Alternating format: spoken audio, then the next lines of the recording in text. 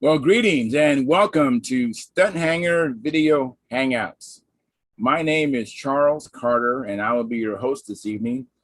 I want to extend to you my gratitude for you watching. Let me mute this thing again.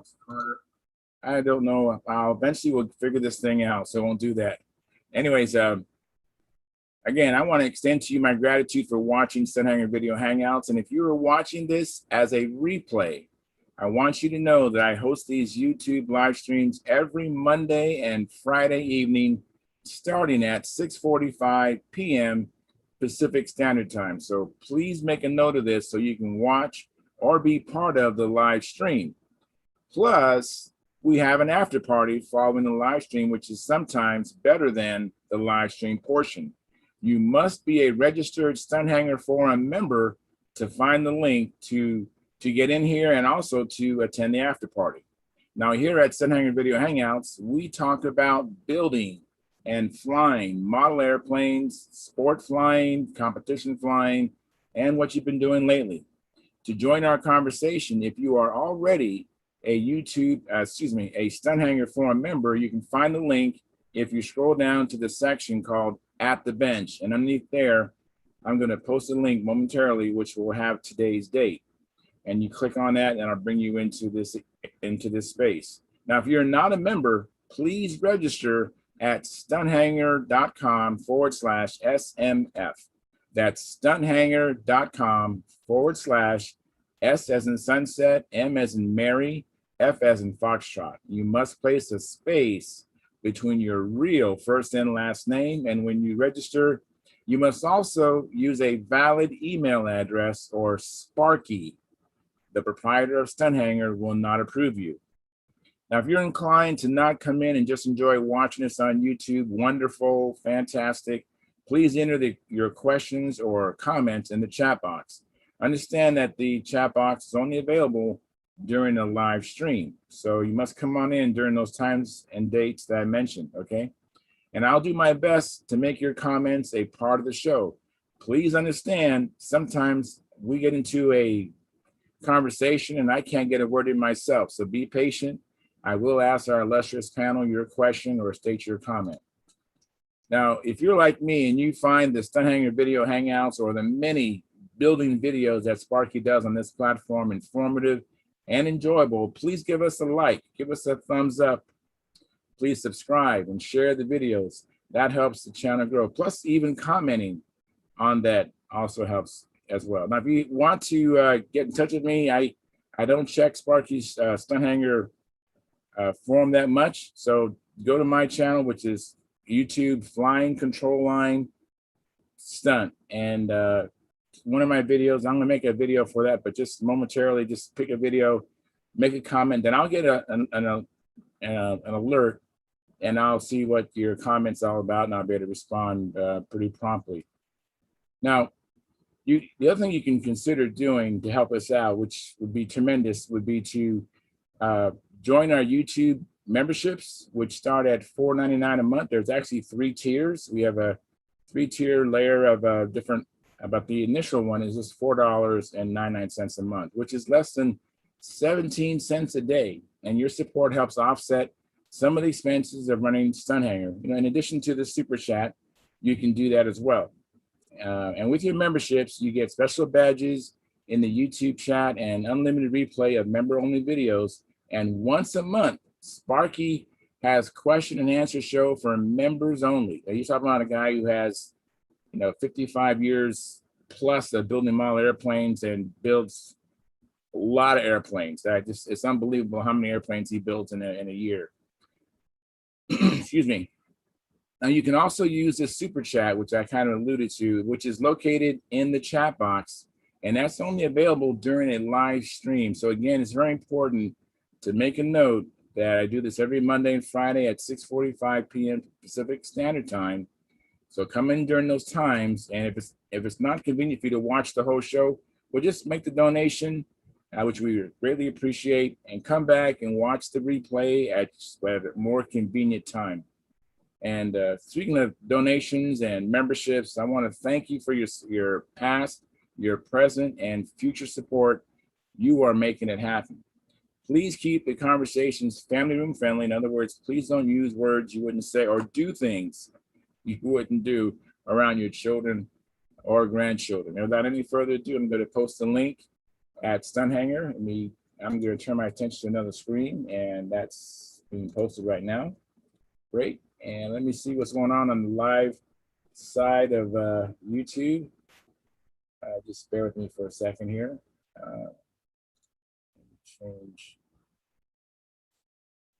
switch accounts to Sparky. Like I said, I don't go to Sparky's account probably no more than a couple times a week. Let's see what's going on here. Bear with me for a second. YouTube Studio.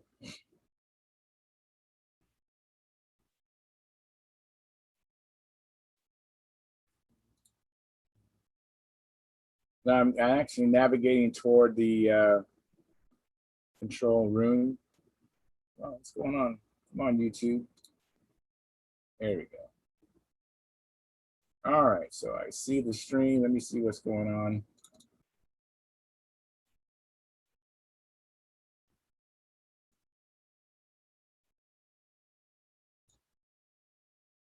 All right. Hey, looks like James Doran. Good evening, Charles. Thank you, James. And Edward Carlisle says he sent a thumbs up. Thank you, Ed. I appreciate that. Let me fix something here. I got to edit the turn this on. Okay, that's on. All right, so now we should be rocking and rolling. And it looks like we have 10 concurrent viewers and 7 likes. So thank you very much. If you haven't hit the like button or thumbs up button, please do that. That helps the channel grow. And hey, Robert, how are you doing? I'm doing really good, Charles. How about you? Fantastic. That's great. I'm glad to hear you're doing really good. That's wonderful. Haven't been doing much work though. This heat wave and the high winds we've had. How hot is it up there in Canada?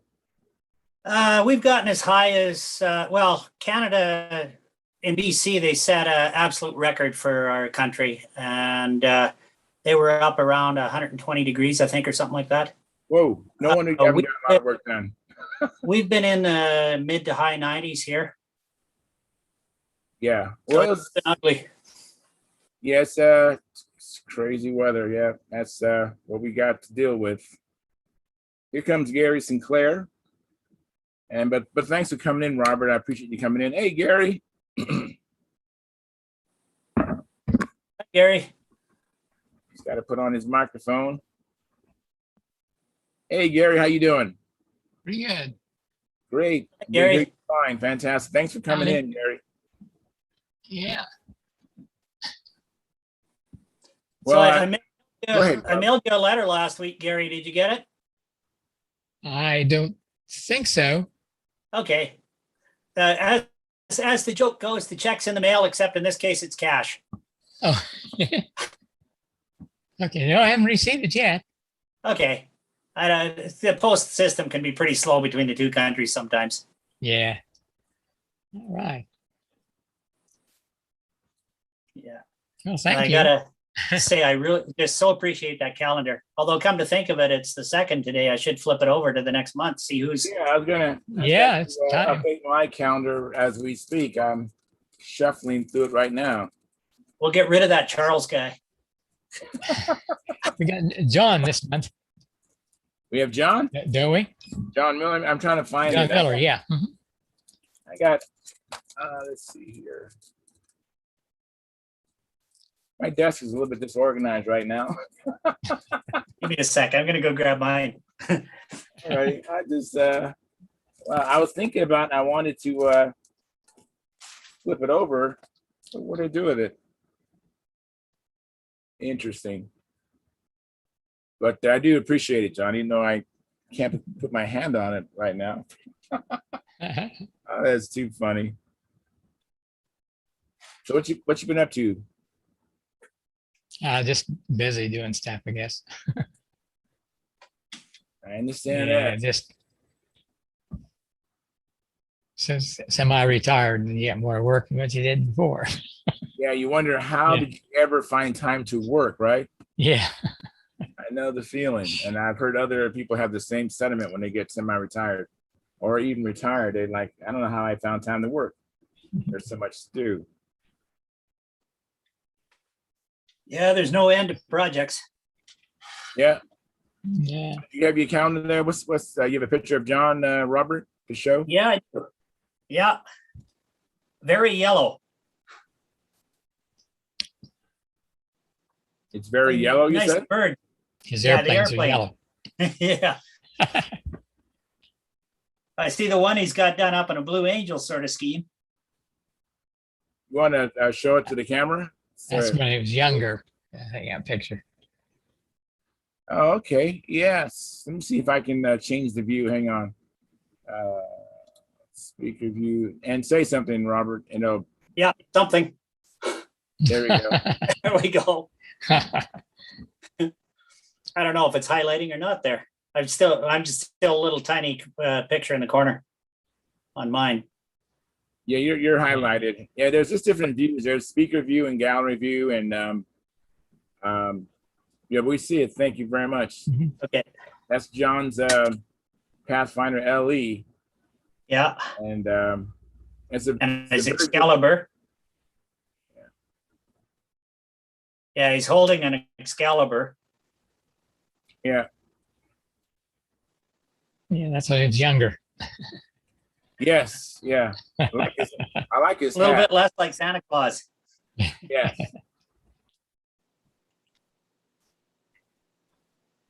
Just trying to see if you're popping up on YouTube yet, Charles. Doesn't look like it. Really? Yeah, I got on YouTube in order to get the thumbs up button. Yeah, I use it to have a bigger screen too, because I'm just on a mini iPad. Oh, We should be streaming. Yeah, we have 15 viewers and 12 likes, and we have 2 people in the chat right now. Okay, usually it pops up in the recommended right away. Let me just try a few other areas of it. I'll go directly to Stunthangar and see if it's popping up there. Alrighty, sounds good. Well, I went flying today with 2 Yeah, buddies, there we are.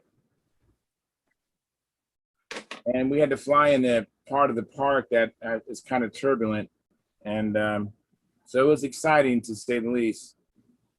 Had a lot of wing walking, and I'm actually trying to trim that out, and it's just something I'm having to contend with. I figure out how to get rid of that wing walking. I got on Mike's channel, with Facebook, and got to see some neat stuff from the Nats there on the stunt. Yeah, I haven't. Had some good, good views of the planes. The other 5, the one of each got a chance to was on it. So that's pretty nice. Oh, the top 5. Uh-huh. Okay, I've seen the top. I forget the guy that did it. I can't. I think it was. I know Will Davis. Will Davis. That's it. Yeah, I've been Yeah, watching some of Will Davis's videos, which are good as well, and Sparky's. And Sparky was good. I Yeah. really love the top 5. I'm still. Even our guy Bob Hunt got him flying. Yeah, Even had a view of him flying. So yeah. I got to watch more of the top 20. I think there's more. I've only seen the flight that Bob had when his battery failed or battery had a bad cell, but I haven't seen the other flights. So I have to watch the top 20 video probably to find that more flights of Bob Hunt. mhm. But I've been really enamored with the top 5 video that Sparky did. Just phenomenal flying. Made it look like it wasn't windy. That was just Yeah. unbelievable. All 5 of them I thought was very impressive. And that one that walked forward, that he's the one that won or something. Oh yeah, Yeah, Joe.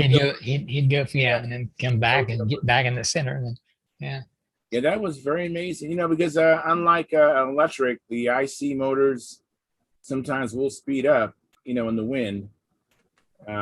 And so walking forward, you can slow the plane down, kind of soften at the bottom when you want to pull out, cut some of the acceleration. And he did that exquisite. Yeah. It's just amazing. I actually had forgotten about that technique until I saw him do that. And oh, that's right. You can walk forward to slow the plane down. Did you happen to watch that, Robert, what we're talking about? No, haven't caught it yet. Yeah, if you go to the I haven't really seen too much of the Nats footage. I've been so darn busy with everything else in life that I just really haven't taken much time. I saw a few of the flights, the top 5 fly off and stuff like that, but I really haven't seen much. That's quite the shocker. Mike being in the hospital this week, but I guess he's at home. Yeah, I spoke to him today. He sounded better than last time I spoke to him, and so hopefully he's up to it. He'll be in tonight or maybe the after party. But yeah, he sounded in really good spirits. He's eating solid food and not quite as sore as he was. Doing better. Still a little residual pain from all the nerve pain he had before, but that should dissipate in a couple of weeks. But he feels he might be flying again in 3 weeks. Well, I think he's a pretty strong-headed, tough guy overall, so he should do well. Yeah, he's a neat guy, no doubt, and someone I respect. So I look forward to him flying again. Yeah. Did you guys see that new Windy video? Which one? He just posted it in the wee hours of the morning. There's a link on Stunthangar on the open forum. I'd caught it before that, but it's a new synopsis on basically why he quit flying control line and his current activities and family. Really? No, I'd love to see that. I have no idea because he's been. I haven't seen any. I'm excited to hear that. Because a little while ago there was a video that he'd done, I think in 2018, which sort of covered a bit of what he did today, but he was giving away his big job airplane too to some guy. I didn't know who it was, but that and a whole box full of DVDs. So that would have been a collection we've all been looking for to get posted. Wow. I don't think he's aware of the new postings that are going up through Kevin King and some of the guys on what site is that? But he was referencing Paul Taylor's site, thinking he's got like 500 up there. I've only been able to find maybe a dozen or so on Paul's site. Oh, Paul has 2 channels. One is CL guy and one is PT Taylor, I think. Yeah, Pitalo. Yeah. Yeah. So between the two of them, several hundred flights, several hundred videos. Okay. And there's a new guy I've been watching. There's a new guy I've been watching. His channel is Brunel. Yeah, that's Brunel. The Walt Brunel collection, I think. Yes, I've really been enjoying that. Matter of fact, I highly recommend everybody listening to watch the stunt motor run video. I've watched it in its entirety, and it's great information about how to get a good stunt run, and very good. So I might want to consider watching that. It is long, I think a couple hours, but just the saying, how to eat an elephant, just one bite at a time. A couple hours for Windy, that's an average video. Yeah, I know. We're also busy, when you see, that's why I cut the stream down to at my time. I ended at 9 o'clock, which is a 2.5-hour stream, and it's deliberate, because I know that if someone was to see a 4-hour stream video, they might not want to watch it, so they might consider a 2-hour video. Yeah, even the ones I miss, I just don't really have the time to watch it, in the Hangouts, because there's just so much on the go in the world, and so many things to try and catch. So. Oh, I totally understand. I watch most of my consumption is when I'm in the garage and I'm working on the garage or working on a plane. I play it in the background. It's really motivational for me. Even just hearing motor runs, even hearing stunt patterns, it all motivates me. So I enjoy. That's how I do it, and I do a little bit when I'm on an exercise bike, stationary bicycle. I'll watch some videos that way too. But you're right. I just can't sit there and just sit down for 2 hours. I mean, I do this hosting for more than 2 hours sometimes, but that's about the extent of me actually, just sitting still, Yeah. it's just doing the And in show. the shop, watching it as background, it's kind of more background noise because you're doing things and you can't concentrate on watching the screen. So that's where I find the old Windy video is kind of soothing. He'll be chatting away about his Spitfires and stuff, and that the sanding is going to go on for half an hour anyway, so you're not going to miss too much if you're distracted by something and go back to it. So it's it's motivational, like you say. It definitely is. And I when I start using power tools, I'll just pause the video, and Yeah. I don't run power tools all day long. I might just need to cut something or sand something, and I'll just pause it and make some noise and go back and then continue to listen to it. And I'm always amazed at just listening to Sparky, John and Jordan and Sparky when they're at John's garage. Just some things they talk about, which is not even pertinent to what they're doing that second. I pick up a lot of information just listening to those guys talk. Yeah, I wish we could get Dan Winship to post a bit more and maybe delve into a bit longer videos, because most of the ones he's put up are pretty darn good. Yes, yeah, he's really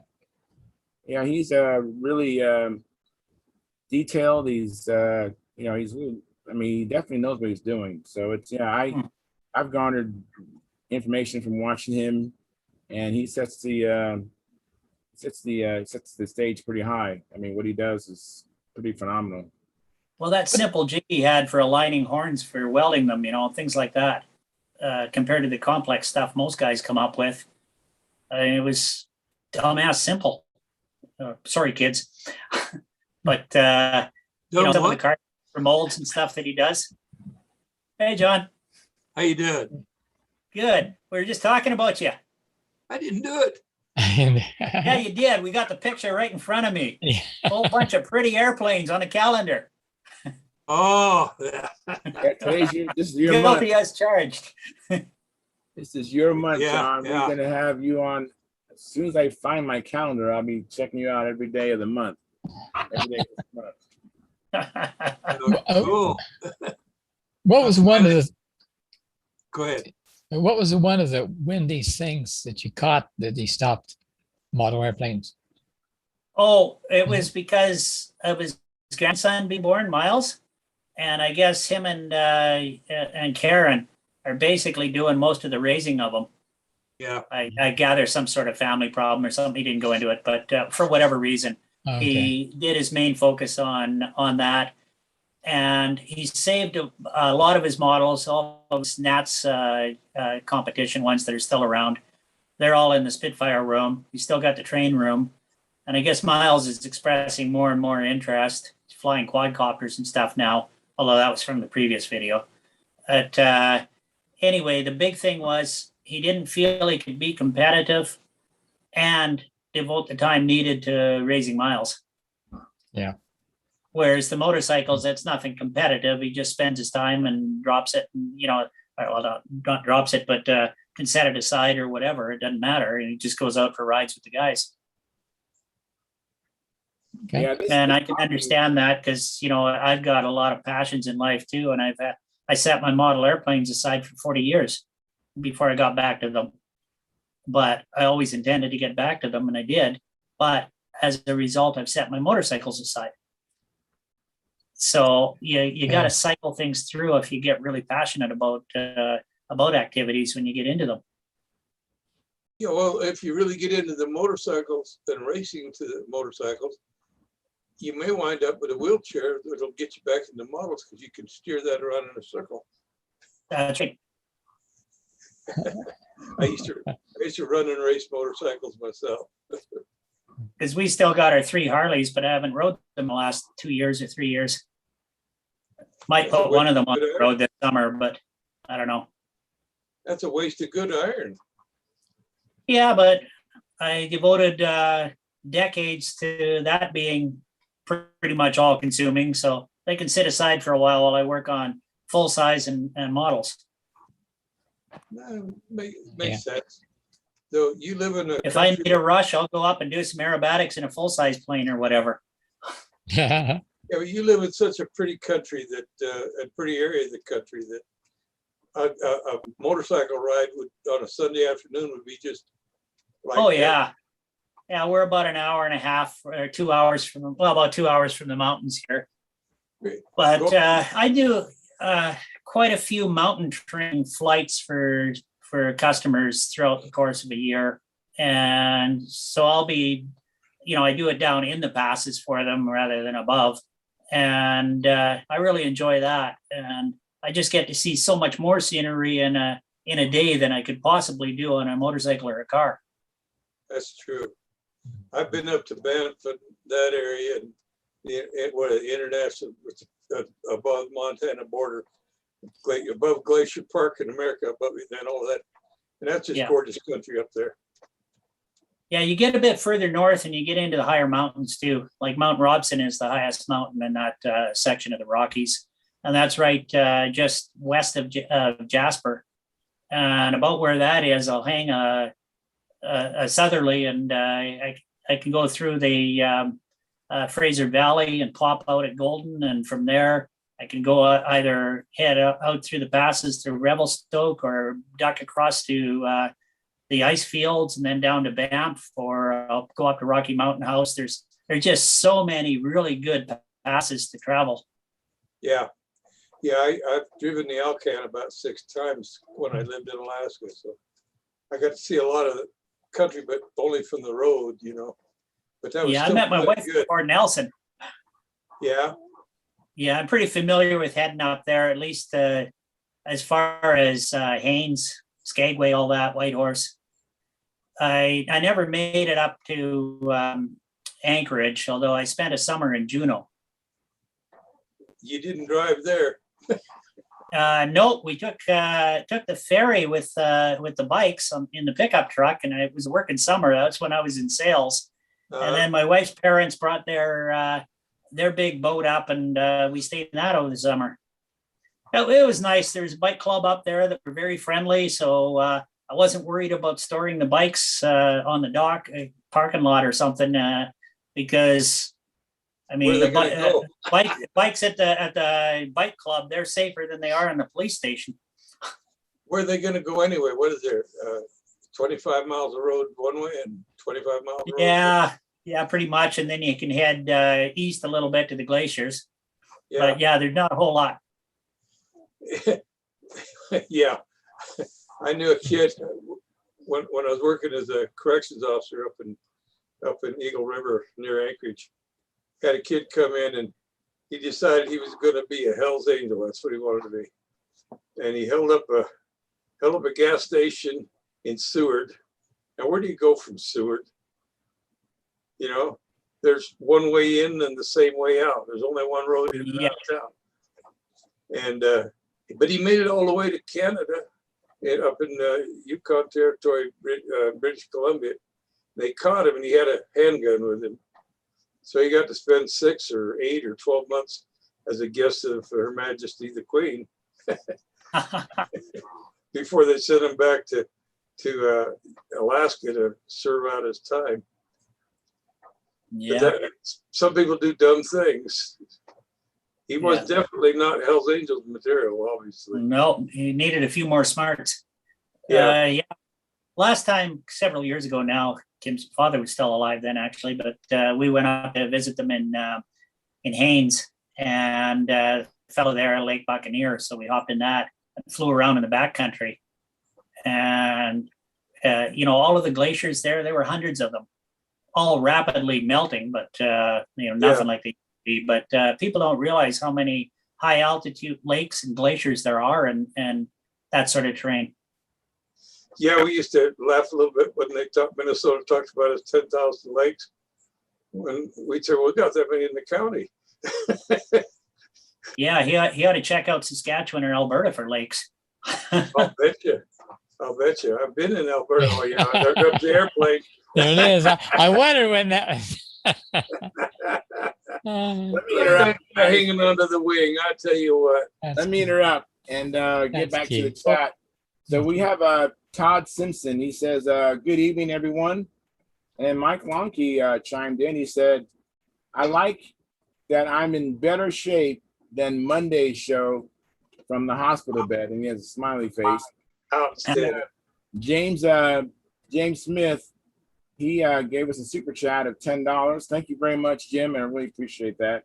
And then James says, I'll get in shortly to see how Mike Lonke is doing. And then we have Ken Hardwick. He says, hi. Well, hi, Ken. And hi, John and Todd and James and Edward. And everybody, thank you very much for the super chat. James, I really appreciate that. And then Jack Snavely says, hello all and happy for you, Mike. And he gave Mike 2 thumbs up. So that's all very good news. And here we are. We have Brendan and his young pilots. How you guys doing? Good. Good. Thanks for coming in. Boy, did they make the haul at the Nats. Did you guys have fun at the Nats? Did y'all have fun at the Nats? Uh-huh. Fantastic. Wow, that's wonderful. I wish I would have been to the Nats at your guys' age. I would have been phenomenal to have that experience. I didn't get to the Nats till I was, a pretty old guy, 60, 62 or 60. Yeah, it's my first time to the Nats at 62. So this is my son Angstrom, who's a repeat visitor, and this is my daughter Sindel. She wanted to be on. So Well, thank you, Sindel. Hello. Nice to meet you. I said, no, Hi. what was your all's favorite? saw a picture of you holding a handle, flying an airplane. How'd that feel for you? Fun. And you flew the whole flight out. You made points with the Nats, didn't you? Uh-huh. Outstanding. What was your favorite part of it, kids? The Nats. Watching you fly. Watching me fly? Watching you fly and going really slow. Put his prop on backwards, didn't he? Yes. Hey, Phil. Phil. I fell. Whoops, lost him. Well, What's your you outscored your dad too, didn't you? What was that? Say he outscored his dad too because you crashed. Yeah, he got me on that one. Uh-oh. Hey, Walter, thanks for coming in. Well, I That- had no that is idea how awesome. to get here. I had no idea how to get here. Finally, I figured it out. So I apologize for being so informal. Let me get a little bit more. I think I'll get myself a little bit more formal. That's all right. So- We've had people in bed with shirts off. Well, I'm not doing that, Charles. But let me tell you, Charles, I just want to thank you for lending me your hand in friendship. It's been a wonderful experience it's been these last 2 or 3 weeks for my wife and I. And we actually got to go to the Nats. And frankly, it was somewhat embarrassing, but you know what? At my age, not too much is embarrassing anymore. Anyway, thank you, Charles. Oh, you're most welcome, Walter. It's a pleasure. It was an honor actually just to be there and watch those guys fly. It was just unbelievable experience. Yeah. Well, I'm So- glad you made it in because I told Mike Lonke when he was talking about you having flown in 40 years and for you to go on It has been. 3 loops, 3 loops, It's 50 years. 50 years, and did the 3 loops, flew inverted, and then did the outside maneuvers. He was like, Charles, this guy really impressed him. So that's pretty awesome. Now we have Rick Jones. Hi, Rick. Thanks for coming in, and Carl. Hey. Thanks for coming in, Carl. Thank you. Continue on, Walter. I just want to acknowledge these other guests, but go ahead, Walter. Of course, yes, it's an honor to be here. I think I'm 71 years old and felt like that, I need to do a few bucket list things. And of course, when we were young, we flew the control line airplanes from 049 to Fox 35s. And the dream was always to fly in some kind of competition. And I did auger that plane into the ground quite nicely, by the way. And it was pure pilot error. But Mike from Nashville got to fly the thing, and Dick from Oregon, I believe, lent me a 11.7 prop. We were still playing around with the 9.5 after I broke in the Brodak 40. So after all these guys got together, says, Walter, you can't fly this unless we test this plane out. We have no idea how safe this thing is. So anyway, we got our chance to, he took off, and then I forget who were the other guy. One of the other guys says, I think something loose on that plane. I said, well, what do you mean? I've tightened everything up. And when that plane finally landed, the engine was literally 2 more screws from one of those screws, and that engine would have come off on its own. Oh, geez. So it was a wonderful experience and great learning curve. And I intend to go back next year with a lot more experience and hopefully be more competitive. You got anybody to fly with in your area? No, I do not. Oh. Not to my knowledge. I've looked around, of course, as it was reminded me that a lot of the RC guys still have the control line people showing up there, but I do not have anybody that I know of. I live on a farm though, so I've got a 60-foot circle I'm going to practice on. I don't know how many planes will crack, but that's the way it goes. May I make a suggestion that you try to find somebody to go fly with? That helps bit, and you can work things out. Your training and you're getting back into it and getting better experience will hinge very strongly on having a buddy to fly with. I think everybody would agree with me on that. Oh, absolutely. But John, I've got half of the problem solved. My wife came home pretty excited about the possibility of being involved with being part of the pit. So, when you've got that, you're in pretty good shape. You're a lucky man. You got it made, Walter. Wow. Buy her flowers and chocolate now. Hey, keep it coming. Yeah. Yeah. Hey, Rick, I'm so happy you came in. It's your first time. Can you tell us a little bit about yourself, if you don't mind? Sure. Name is Rick Jones. I live in South Central Oklahoma. I live on a farm. We farm about 1,000 acres, mostly row crops, but cattle. I've been flying control lines since about 3rd grade. And I'm 68 years old. I'm also a computer programmer type, a software guy. So that's how I pay for the farm and some of the control line kits. I've gotten back into it. I don't have a flying buddy either. I do have one, but he's in bad health, and so he doesn't get to come out. I have a circle driveway or a oval driveway out in front of my house, and so I'll get my wife out there, and she doesn't like to do it because she smells like fuel. But I've built a few ARF Brodak kits. I've got about 400 kits that I've collected over the years from the Holy wow. I thought I was bad. I need to donate those to somebody because I will, but they're in my attic and got a whole lot of engines and stuff. There was a guy I knew named Juneman. I can't remember his first name, and he would buy up guys that would sell out on RCs, or maybe they passed away, and he'd buy, and then had some control line stuff, and he would bring it by and say, give me $100 or whatever, and so I would just get those kits, and I've got a ton of stuff that, but I just don't have a whole lot of time for building stuff. But I hope the people at Brodak know me. They're glad to see me call because I always spend way too much money. And but I love the hobby. I'm also a jazz guitar player, hack kind of guy, so I do that some too. So I stay pretty busy. Just my wife and I. We have some kids that live around us, but that's about it. Wow, that's awesome. Wow. You'll fit right in with the hobby, with the group. Bob Hunt is a guitar aficionado. He loves to play. Of course, Billy Werwich is a professional guitar player. Yeah. And there's a bunch of them.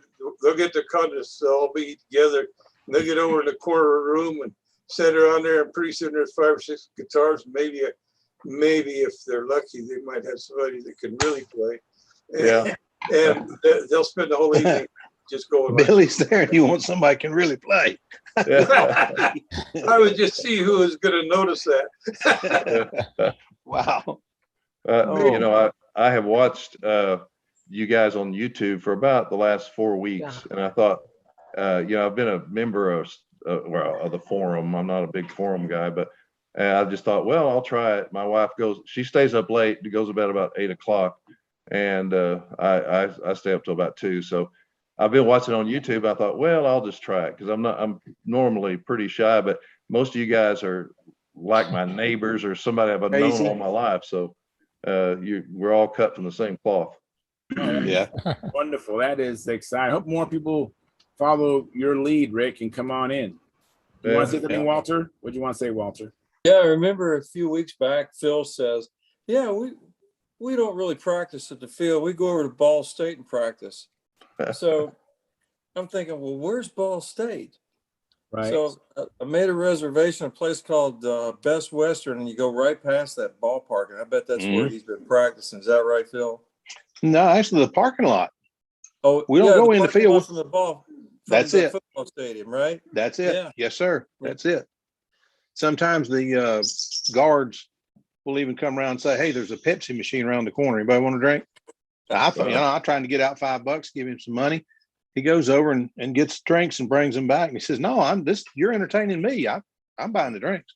They're real nice over there. Just don't leave a mess in their parking lot, and they'll let you do anything you want to do. Well, you know, pick up the pieces, all I can say. But let's let Mike Lonke say something. I was going to ask Mike a question. How are you, Michael? I'm good. What's up, John? I was going to ask you if that's a new Nashville necktie you're wearing there. Yeah. I got to. Oh, that's Nashville Mike. Yes. Well, if we weren't on the live stream, I'd say something about it would keep me from licking a certain part of my body, but that flexible. Right? That wants me to keep it on, so I got to keep it on for a week. But I'm doing well. The first 3 days were. I don't want to hog up too much time talking about my health stuff, but first 3 days were pretty hard. Yesterday and today were better days. I appreciate all the texts and phone calls and the little thread on Stunthangar that somebody started. I appreciate all that. You guys reaching out and commenting, and I'm doing well. So let's talk about model airplanes and not my neck. All right, Walter. Go ahead, Walter. Well, Charles, I've got to say something about Mike. When you go someplace strange and all of a sudden this guy comes up and this young boy, I don't know, how old was your son? About 10, 12, 14? I don't know. He's 12. He's 12. Absolutely made me feel like I'd been there all my life. And then we got to talking, and I didn't recognize you, Mike, just now, because Mike said he had to have an operation right after on Monday, right after the Nationals. So now I know why you've got this neck brace on, but I didn't recognize you at first. But this man right here, along with maybe one or two others, takes you aside and he says, hey, Walter, you can't fly this here until we test it. And that was part of the joke. And then he kept saying, hey, and I kept asking him questions and questions. He says, hey, man, this is the Nats. Get a grip here, okay? This is the Nats. You're to National. So him and his son absolutely were marvelous.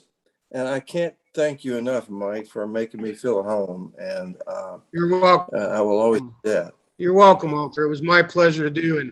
And I told all these guys all about you on the Monday show. Oh, yeah, after. Charles.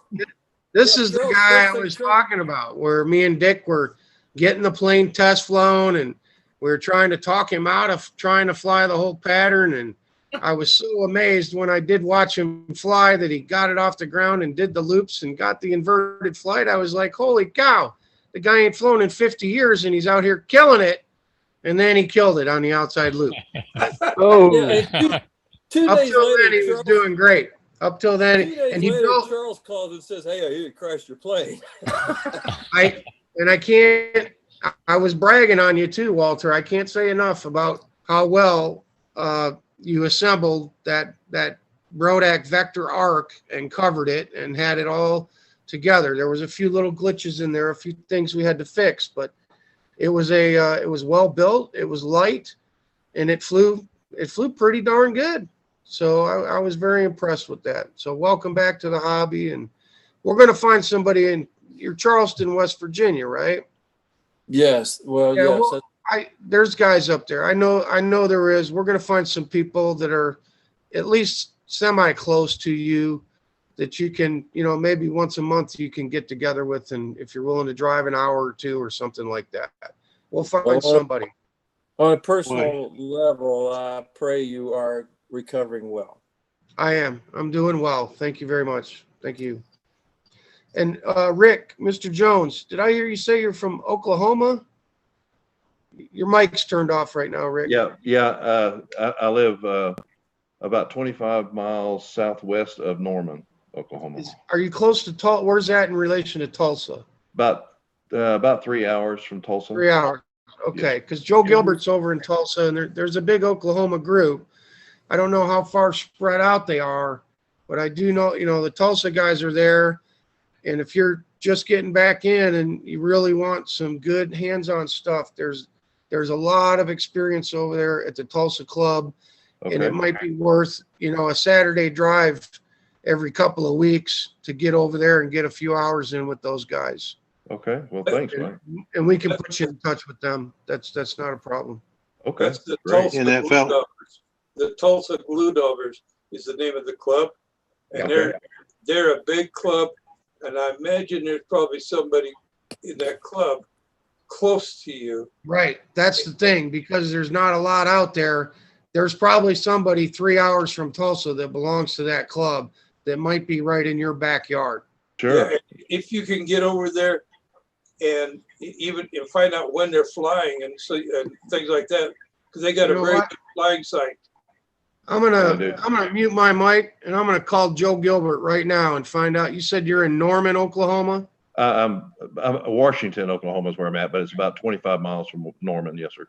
Washington. I'm gonna find you someone to fly with. I'll be back. Oh, well, thanks, Mike. Yeah, that fella he's telling you about there in Oklahoma, he's not anything special. He's just top 5 at the Nats this year. And master of the ringmaster. I mean that. He can take a ringmaster with a ringmaster. Nice guy too. He can take a ringmaster and whip noblers, Really? Good flying noblers. Yes, he is amazing with a ringmaster. Wow. It's also pretty good with the kick in the pants, Rick. He's so fun to hang around. I met Joe Gilbert at Brodak's in 2016 and had just a fantastic time with him and his wife Colleen. They're just awesome people. All right, thank you.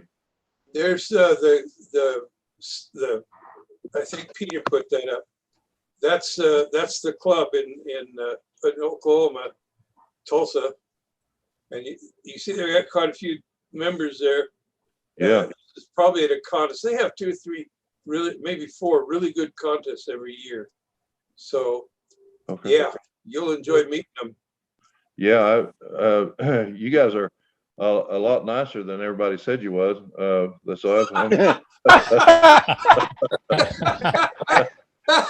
I'll have to go back and correct that. You can't believe the news, and the media is all Yeah. Fake news. Thanks a lot. Yeah, Mike, thanks a lot. Charles calls me. The first phone call I get from Charles was, "Hey, I hear you crashed your plane." I'm thinking, where did he hear that, Mike? I'm willing to help anybody, but I certainly won't keep my mouth shut about flying escapades, man. If stuff happens, it goes out on the wire almost instantaneously, man. It's out there, It happens, it goes out on his feet instantly. So, but we're not talking about national secrets here. This is toy airplanes, so don't worry about it. It's good. Guys, while we're talking about new pilots, I'd like to give a welcome to, he's probably watching or watch the rerun, a guy named Daryl out of Saskatoon, Saskatchewan, fairly new at it, a little bit shy about coming in and whatnot. I've been corresponding with him the last few days and trying to get him out to our contest in beginning of August. But anyway, he seems quite enthusiastic and is, saying, well, he doesn't have any experience and everything. It doesn't matter. Daryl, get the heck out here and fly. But, he lives right close to one of the top flyers. Monty has just an incredible Sea Fury and unfortunately crashed his Mustang at our contest last year, structural failure. But he's got real good talent around him to learn with. And, if you're listening, join in. I know he's shy about dialing up and seeing us, but at least go on the what do you call it? The sidebar, YouTube. No, I mean, I'm referring to the chat box. Chat box, yeah. Well, I'm glad to hear there's still people living in Saskatoon. Yeah, we're a family that immigrated from Saskatchewan to Alberta way back when. Believe me, I got relatives from Canada. So I tease the Canadians a lot, and that's just good-natured ribbing. I hope you take it that way, because I got people up there in Canada as well. Well, we tease the Americans a lot too, so I guess it's only fair. I know. Us living in igloos all year round, and Oh yeah, 95 degrees out today. I had a great house once, but the sun came out and it melted. Yeah, exactly. Not having to chase away the wolves and the polar bears with clubs while you're trying to go down the sidewalk. Yeah. Oh, it's worse than that when you got to go out to the little outhouse. Outhouse at 40 below is kind of a new experience. Mm-hmm. Yeah, let me say hi to Steve. Hey, Steve, thanks for coming in. Hey. Good grief. 40 below. That's a warm day.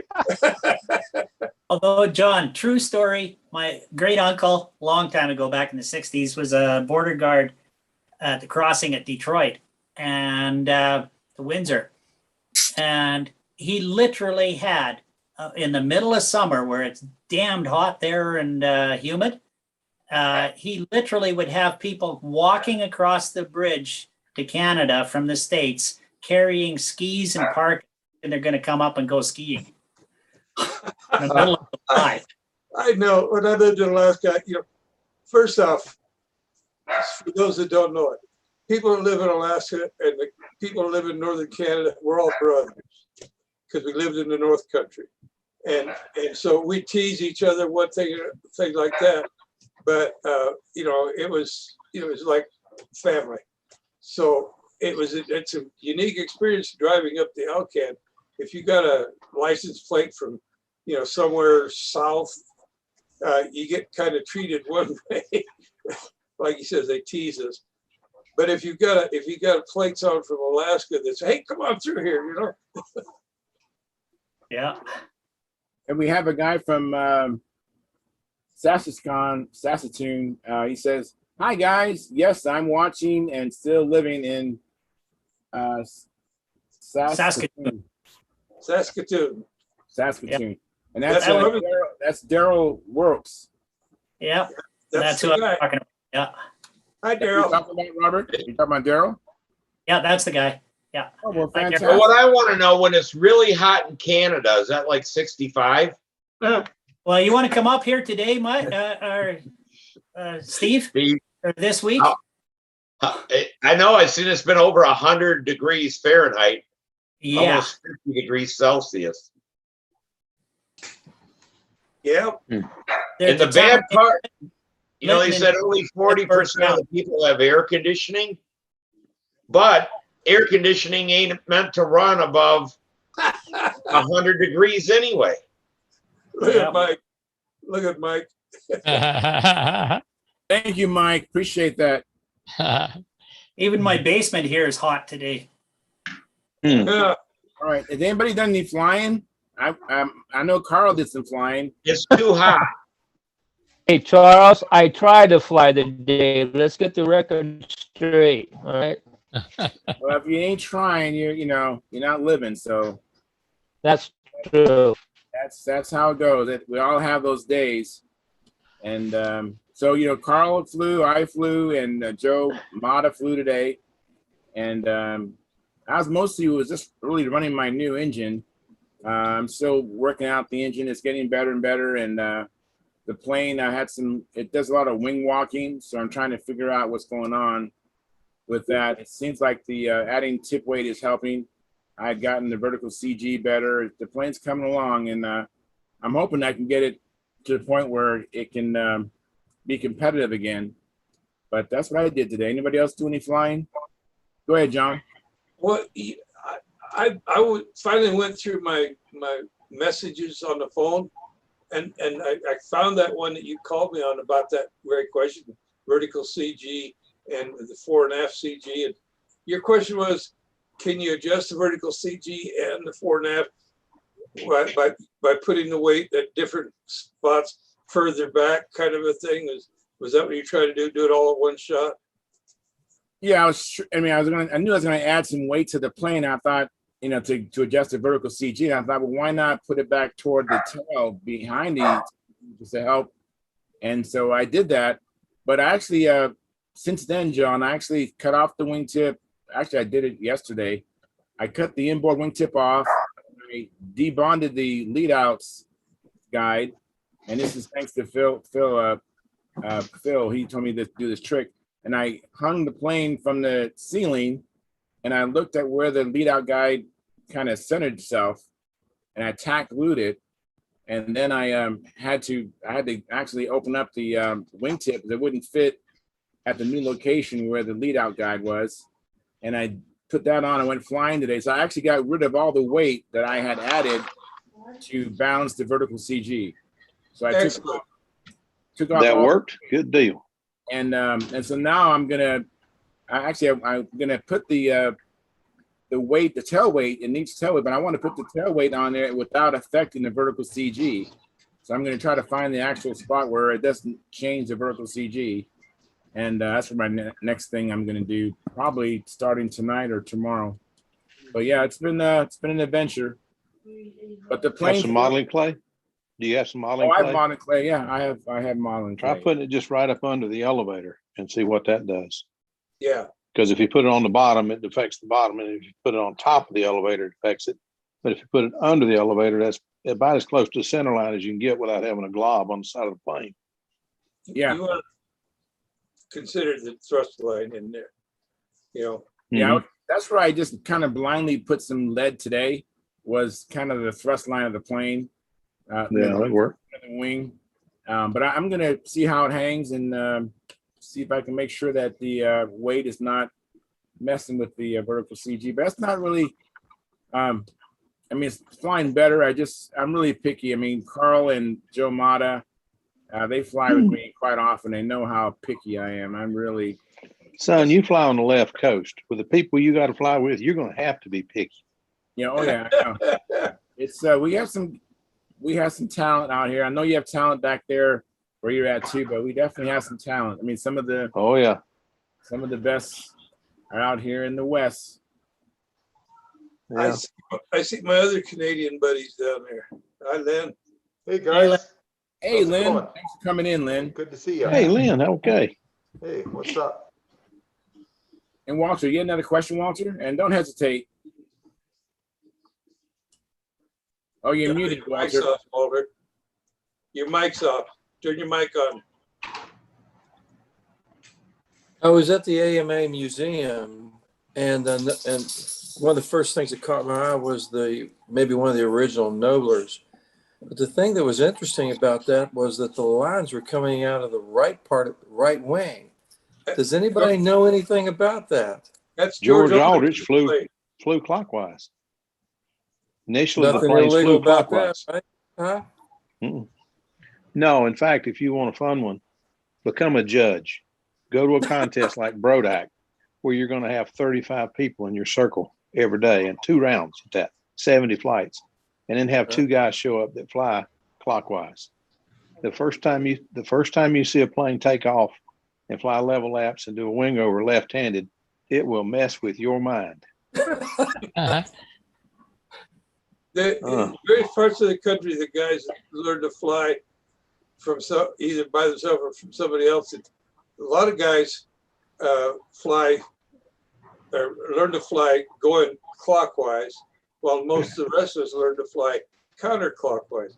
There's also, who is it that's flying now? His lines, he flies, I think, with his hand up sideways like that, and then his controls are reversed. This is not up, this is down. And that's up. I can't remember who that is. Rusty used to do that. Yeah. Yeah, Rusty Brown. Yeah. But there's somebody that flies even today that flies like that. I know.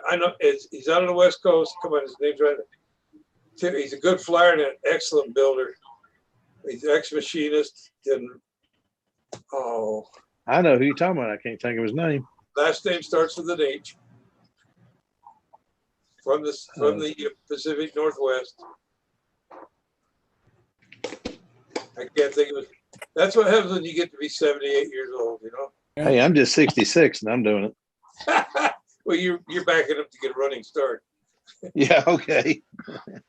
You know, that and I do it. That brings up an interesting question in the AMA Nats. Is there any rule saying that you have to have the lead outs on the inboard wing? No. To fly it counterclockwise, or is it just up to the pilot himself? It's up to the pilot. Right. George Aldrich flew clockwise, and he's the one that designed the modern pattern with the Nobler that he saw in the That's Nationals. probably Aldrich's Nobler you saw in the yeah. If it's in the museum, that's Aldrich's Nobler, or it's a darn copy of it. White nose and white wing tips, and all the tips are white, and the nose is white. Everything else is dark blue, Corsair blue. Yeah. There was another thing about the museum that I found interesting, and that was back in the very early '80s. I built a. I'm gonna hint, see if anybody catches on. I built a sailplane out of a taco. Does anybody catch on who that was? And first time I pushed that thing up in the air, I did not pulse the winch. I just snapped those wings right off. But he was in the museum, and his name was Dodson, Bob Dodson. Yeah, Bob Dodson. Mm-hmm. Yeah, I have one of his kits downstairs now, Maestro Megan. Mm-hmm. Yeah, I've been threatening to build that thing for 30 years and never have got around to doing it. But I built the same wing. I built a plane called a Gobbler, and that's just Dwight Holly's world champion model, which is it was a Maestro Megan wing on his own fuselage. It looked a lot like a Delta Dart or something. But got a kit to that downstairs too. And that thing, man, those planes really flew. Dwight came here to North Carolina and flew with us. We had the largest club in North Carolina at one time, sailplane club. And he came here and flew with us up in King one time at a farm up there. And first time I'd ever seen a full house sailplane. And then to see Dwight Holly flying it 1 year before we won the world championships, I'm telling you, it made me come home and think, I got to build something full house and learn how to fly it. This man can fly. But then I figured out, okay, it's Dwight Holly. He can fly a brick. So anyway, but that man was incredible. Charles, yeah. You reminded me that I had this Ringmaster R, so I just pulled it out and looked at it. I think this is going to be a good airplane to put together during my convalescence. Yes, absolutely. That's a good idea. I helped Joe Mata build his Ringmaster, and it has served him well. Unfortunately, he had an incident, so he was looking for another one, but we'll find one. Or he's building a twister. I forgot I had it. Yeah, I know you have a lot of stuff. Well, we won this at the El Dorado, Arkansas contest in the raffle here back in May, I guess it was. I forgot I had it till you mentioned it today. But I'm gonna throw that together. Speaking of stuff, I don't think I ever mentioned our Nats Hall about half my stuff went home with Will Davis to North Carolina because I didn't have my topper on my truck yet. And of course, it's the Nats. So we ended up with lots of stuff. I think we came home heavy 14 combat airplanes. Those are all in Will's camper. I didn't know Bob Hunt was bringing wings to deliver the Nats. So I got my 2 sets of SV11 wings delivered to me at the Nats, which is very nice. Big on shipping with that. And then somebody said Rusty earlier, and I know we weren't talking about Rusty Knowlton, but it just reminded me I'm getting Rusty Knowlton's shoestring. Oh, His nice. SS, his red Cool. shoestring. Yeah. Yep. We'll have that one put aside for us. So I'll have Rusty's shoestring as well. And we'll definitely awesome. pull that out a couple times a year and put some honorary flights on it for him. And I got was Rusty Knowlton I was talking about because he flew. He was telling me he flew with down is up and up is down all the time. That's how he learned. Oh yeah, he did his handle sideways kind of thing. Yeah. All right, Yeah, Stephen. he held his handle like this. Mike. Say again. I was letting Steve know he's up next after you, Mike. Oh, okay. No, that's all. And I don't even know what else. Oh, I think TJ gave Sam a Sport Goodyear racer with a hot 15 on it. So I guess we're going to do Sport Goodyear racing next year now too, because TJ gave Sam a really nice airplane, and I hate to waste it. So we might be getting into that as well. And I don't even know what else is in Will's trailer. I'll be honest, I forgot. I'm sure there's more in there. I don't even know. He kept going. He's like, Mike, get all the stuff you can while you're here. Don't worry. I got plenty of room. I'll haul it back to North Carolina. You can come pick it up when I see you in October, you know. So I was grateful for Will having his camper there and being able to haul a bunch of stuff home for us. And now that reminds me, I got to write Bob Hunt a check. I got to send him money for those wings too. Because, boy, I bet a lot of people were happy to see Bob because he showed up with a van full of wings for people. Everybody had nice little packages from Bob Hunt, man. I think people were stocked up, so to speak, you know, because they're going to be unobtainium here pretty soon. So it was kind of get them all you can kind of thing. And even though, you know, I've got one set put up for my next build, I didn't want to be 2 or 3 or 4 years down the road and go, boy, I sure wish I had me a set of Bob Hunt wings. So money in the bank, so to speak, I guess. Go ahead, Steve. Oh, I don't know how loud my background is. We got jackasses lighting off fireworks and the dog is freaking out. So I got my TV turned up as loud as it'll go and the door shut. So I don't know if you can hear my TV or not. Nope. No, you're good. Oh, man. Jerks lighting fireworks. I hate guys like that, man. I can't stand guys like that, man. I don't mind them as long as they go by the law. And it's the day before and the day after. And the day of, they can fire off all the fireworks they want. And I take the dog someplace else for them 3 days. But they can't abide by the damn law. And they got to go out there and blast them son of a bitches for a week before and a week after. I get it. I get it, Kevin. I understand.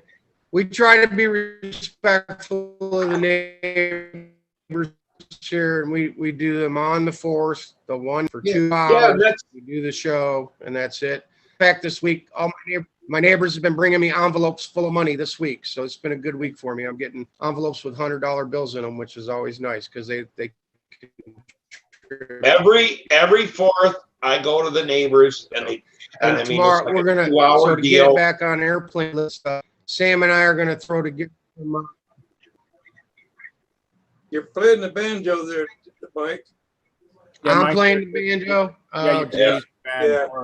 Well, we're gonna build some balls gliders tomorrow, so Sam can put some skyrocket stuff on them and shoot them. We had a big time with that last year. So I'll see if I can do something about my internet connection. I've got to make a report. I'm going to go flying this Sunday. All right. I don't have anything ready to fly, but what's the lure is Gordon Delaney's got Mark Klipinski up at his house, and they're working on some stuff. And Brent Williams will be there, and I'm sure a couple other people. They'll all go out. We'll all go out and fly out Sunday. So I'm sure they'll have something there that I can fly. Maybe a ringmaster or something like that. Talk about a who's who of stunt greats. Oh yeah, that's why I'm going up there. I mean, these are people that I can learn a lot from. I mean that. Anybody can learn a lot from them. Yeah. Hey, Peter, thanks for coming in, Peter. Yeah, as a matter of fact, I have an interesting little tidbit.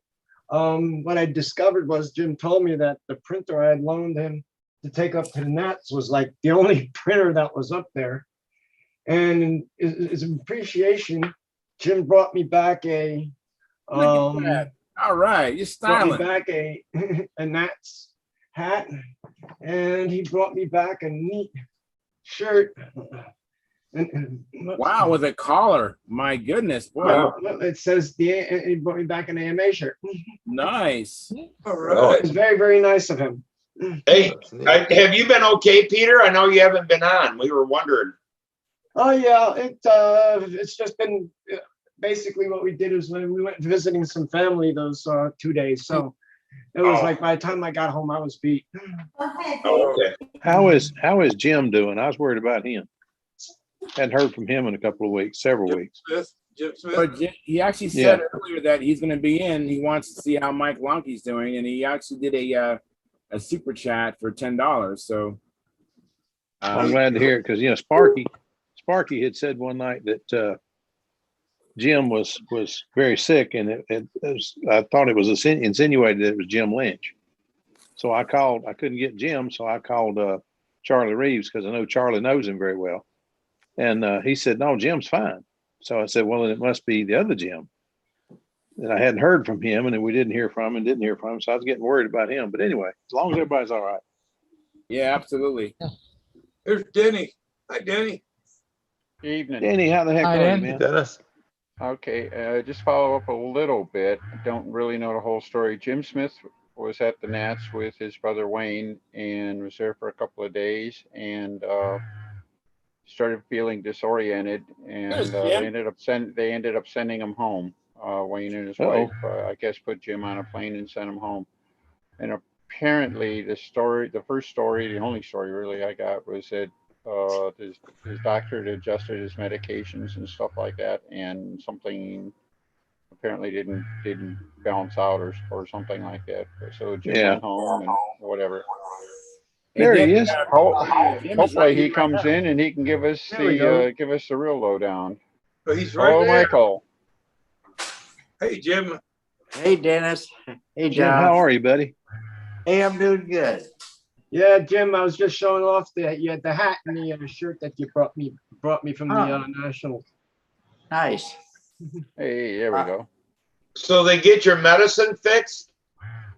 Well, it actually was a two-part problem, as it turned out. They weren't really related. The immediate problem I had was the swelling in my legs. And they've since done tests to check the valves, if there was any kind of leakage or anything like that. But that was all good. So they just put me on the compression, and the doctor prescribed some special medicine to take care of that. So those are looking a lot better. And they get better every day. And then the dizziness and the focus and the disorientation, that was all caused by a neurological problem. So I have a neurology test coming up like September 9th. So I won't really know exactly what, is all wrong with me, besides a lot, until after I go there, and I'm sure he'll order more tests and things like that. You got to wait all the way to September? Yeah, that's the earliest. I mean, these specialists that I have, the endocrinologist that I went and saw, who's got me on some medicine, that's what I thought had caused it. But they didn't really have any effect on it. It was just, it's some neurological problem. And so the specialist, I mean, September 9th it was going to be like September 30th. But then they have a guy there that, because they kind of suspect I might have a little Parkinson's, the onset of Parkinson's, because I get every now and then I get a few tremors in my hands. And so they sent, I switched over to the guy that actually does Parkinson's. That's what and he was a little earlier, September 9th. And if they have a cancellation, they'll call me and I'll come in. So anyway, I'm getting better. Who knows what the prognosis is at this point, but at least I can get up and stand every now and then. I still have a lot of fatigue and things like that. I have this eye problem, but that's just going to take a while for the blurred vision to go away. So is Lonky in here? Yep. Yeah, he's here. Yeah. He's on he's muted. No, he's not muted. He's building a Ringmaster. He was building a ringmaster. No, I'm not building it. I was just looking at the kit. Now I'm unpacking the box of rockets that Dave Hallis gave to Samuel. We got a whole box of Estes rockets already built, some glider rockets, and wow. I tell you, man, you want some other, I don't even know what that kit is, this big one here. It's pretty good. Yeah. Oh. Well, we didn't get to fly any rockets by the time. I don't know, there's half a dozen rockets, and he gave us a box full of it. And I got, hey, Phil, did you ever figure out how to super chat? That's what that is. Yeah, I just sent him a check. Okay, did you do it on your iPad, or did you go to the YouTube website to do it?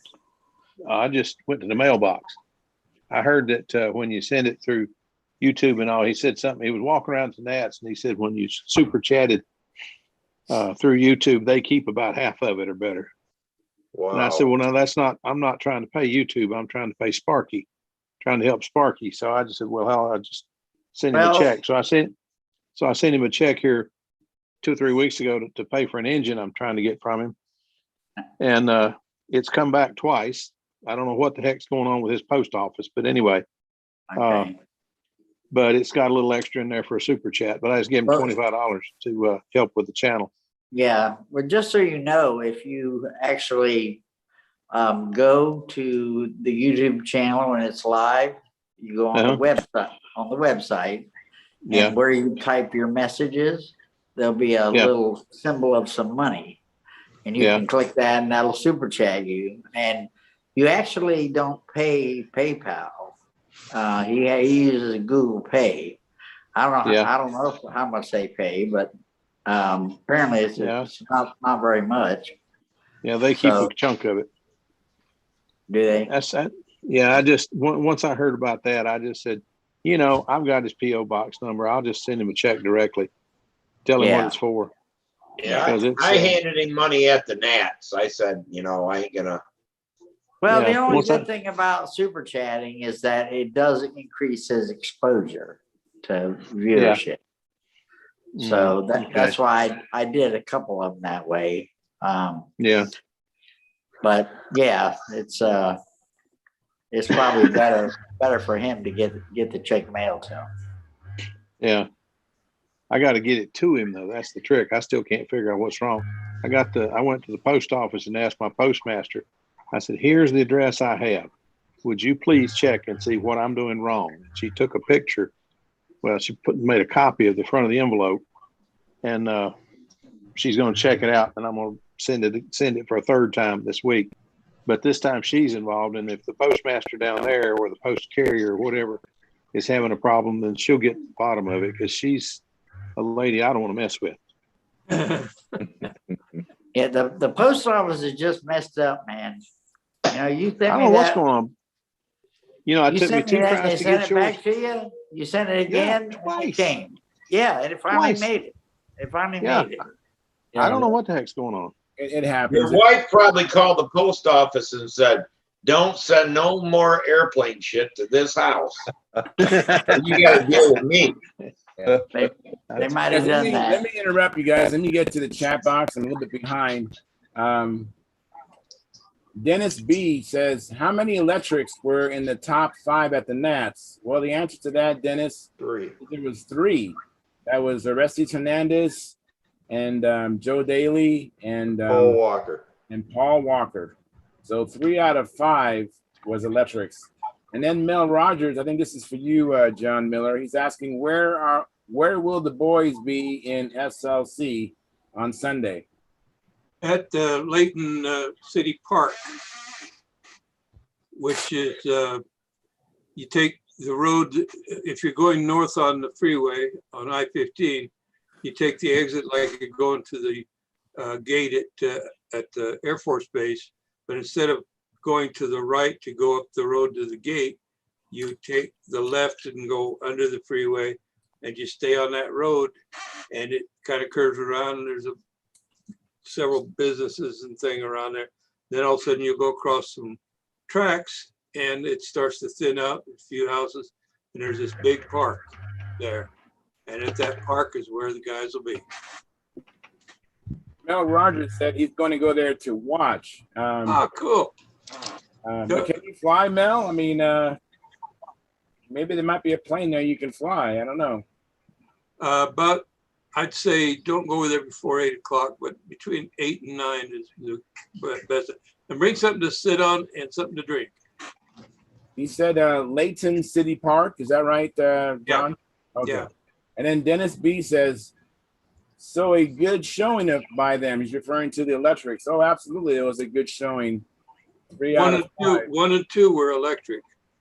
First and second. Yeah. And then Mel Rogers says, thank you. My pleasure. You know, John, I just thought of something. What's that? We can lay claim to an East Coast Flyer winning the Nationals. Yeah. Yeah. I've never met the man, but I want to. He seems like a really nice guy, and he's a. I was watching Sparky's footage of him flying, and in that wind, he was still pulling out at 4 feet in the hourglass. That man's got some great big steel ones. Yeah, I'd like to meet him. Don't know how he walks. I tell you what, I don't know anything. I'd like to meet him though. He's anytime Bob Hunt says he walks up to somebody and told him he was a hell of a pilot, that's the guy I'd like to meet. Because Bobby don't impress easy. No. I think Bob said he was the best. Bob said what? That he was the best, I think he said. What was the difference in the score between Walker and him? There couldn't have been much. 0.83. Less than a point. That's crazy. Yeah, I mean, you know, I thought Paul Walker won, but I knew it was so close. You know, there just wasn't really any difference in their flying. There wasn't. You couldn't tell much. No, I mean, it had to be hard for the judges and stuff. You know, they must have seen. But everyone that I talked to said that he had problem, I think, in his hourglass. He got blew around. Yeah. Come in the one corner or something. but you know, a gust of wind or something like that. But they said, you know, both of them were just nailing corners, and they were. you They see were their amazing. landings. Yeah. And the Yeah, wind. they were gliding much further than the others and much smoother landings. It was amazing. Those two put on a show. Yeah. They all put on a show. I'll tell you one thing. All Anybody, 5 of those guys were phenomenal. yeah, I'm telling you, when Jim Lee's son, whose name, you know, I know the man, and Todd. I've known him since he was a kid. And what? Todd Lee. When Todd Lee says, "I'm glad I didn't make the top 5, so I don't have to fly this plane in that mess," that told me it was bad, because I've seen Todd fly in the wind, and he can fly in the wind. Todd Lee can It's fly like anywhere. that all the time at the Nats. Wow. I mean, you know, where they have, you get 25-mile-an-hour wind gusts. Yeah. It's I remember, normal. I remember some wind, but I don't remember anything like that. Hell, I've only been 3 times. I had the awning on my trailer ripped off by the wind. Oh my goodness. Yeah, I mean, every year we go there's storms and there's wind, but it's usually only one day or a day and a half or something. Yeah. This year it was all damn week. The first time I went, down in the campground, there was a guy that was apparently had been obnoxious to somebody, and they got upset back. Well, the guy went to dinner and came back, and his camper was a pop-up. It was upside down in the parking lot. He swore me darned that guy had flipped his camper over. No wind did it. We saw it happen, but I'm telling you what, we thought it was going to keep going and really hurt somebody. But well, I think in 2019, the last year 18. Samantha flew, that it was so windy that the tent that Dub Jet put up blew down, and it's like a circus. Yeah. Wrecked all the airplanes and all kinds of stuff. Oh, I mean, destroyed my canopy the year I was there. yeah, I mean, it's always windy there. It's always windy. At least one day is super bad. Yeah. Well, you know, when I flew Sparky's plane in 2019, it was windy, but it wasn't as windy as what I saw from when I saw the video that Sparky took. Well, yeah. But, I mean, it was windy, but Sparky's plane is a good flying plane, that Junar. I can't say enough about that plane. It flies really good. And at first I was concerned about the wind, but the plane wasn't concerned about it. I was. Yeah. Yeah, but it was on finals day that it got so bad. Okay. Yeah. Before that, it wasn't too bad. I missed that. So yeah, if you weren't flying on Saturday, then you missed the bad day of wind. Okay. But Saturday, that was when Tryon was having everybody fly his airplane in the wind. Samantha flew it. Wow. You know, and stuff like that to show how good that airplane was in the wind. But yeah, I mean, that was good for him, because I just couldn't believe that he was letting just anybody fly his airplane in that kind of wind. But when Samantha flew it, it was a constant 17 miles an hour and gusty. I mean, that's some pretty good wind, 17. Yeah, it is. That's scary to me. That's a heck of a plane, though. I'm telling you. I can't say enough about Trans airplane. I want one bad. I have a comment for you, John, by Mel Rogers. He said he has nothing to fly. So I don't know if you can talk to Gordon and well, him and John can sit next to each other then and talk all day. Yeah. Come on out. You know, there's usually somebody brings a piece of crap airplane for people to want to fly. And, you know, all I want to do is go around and around circles, you know, maybe do a few, maybe do the pattern, but, you know, but yeah, there's usually somebody there with an extra airplane. So somebody shows up there and can fly it. So how many airplanes do you have in your house right now, John? About 7 or 8.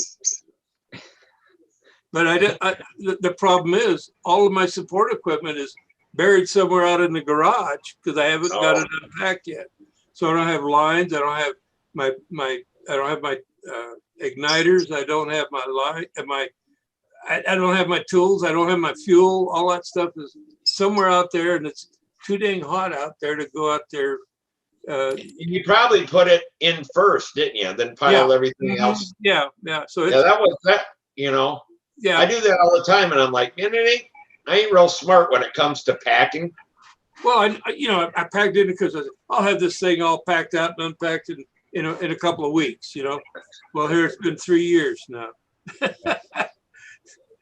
Let me acknowledge that Dennis Nunes. Thanks, Dennis, for coming in. Hi, Dennis.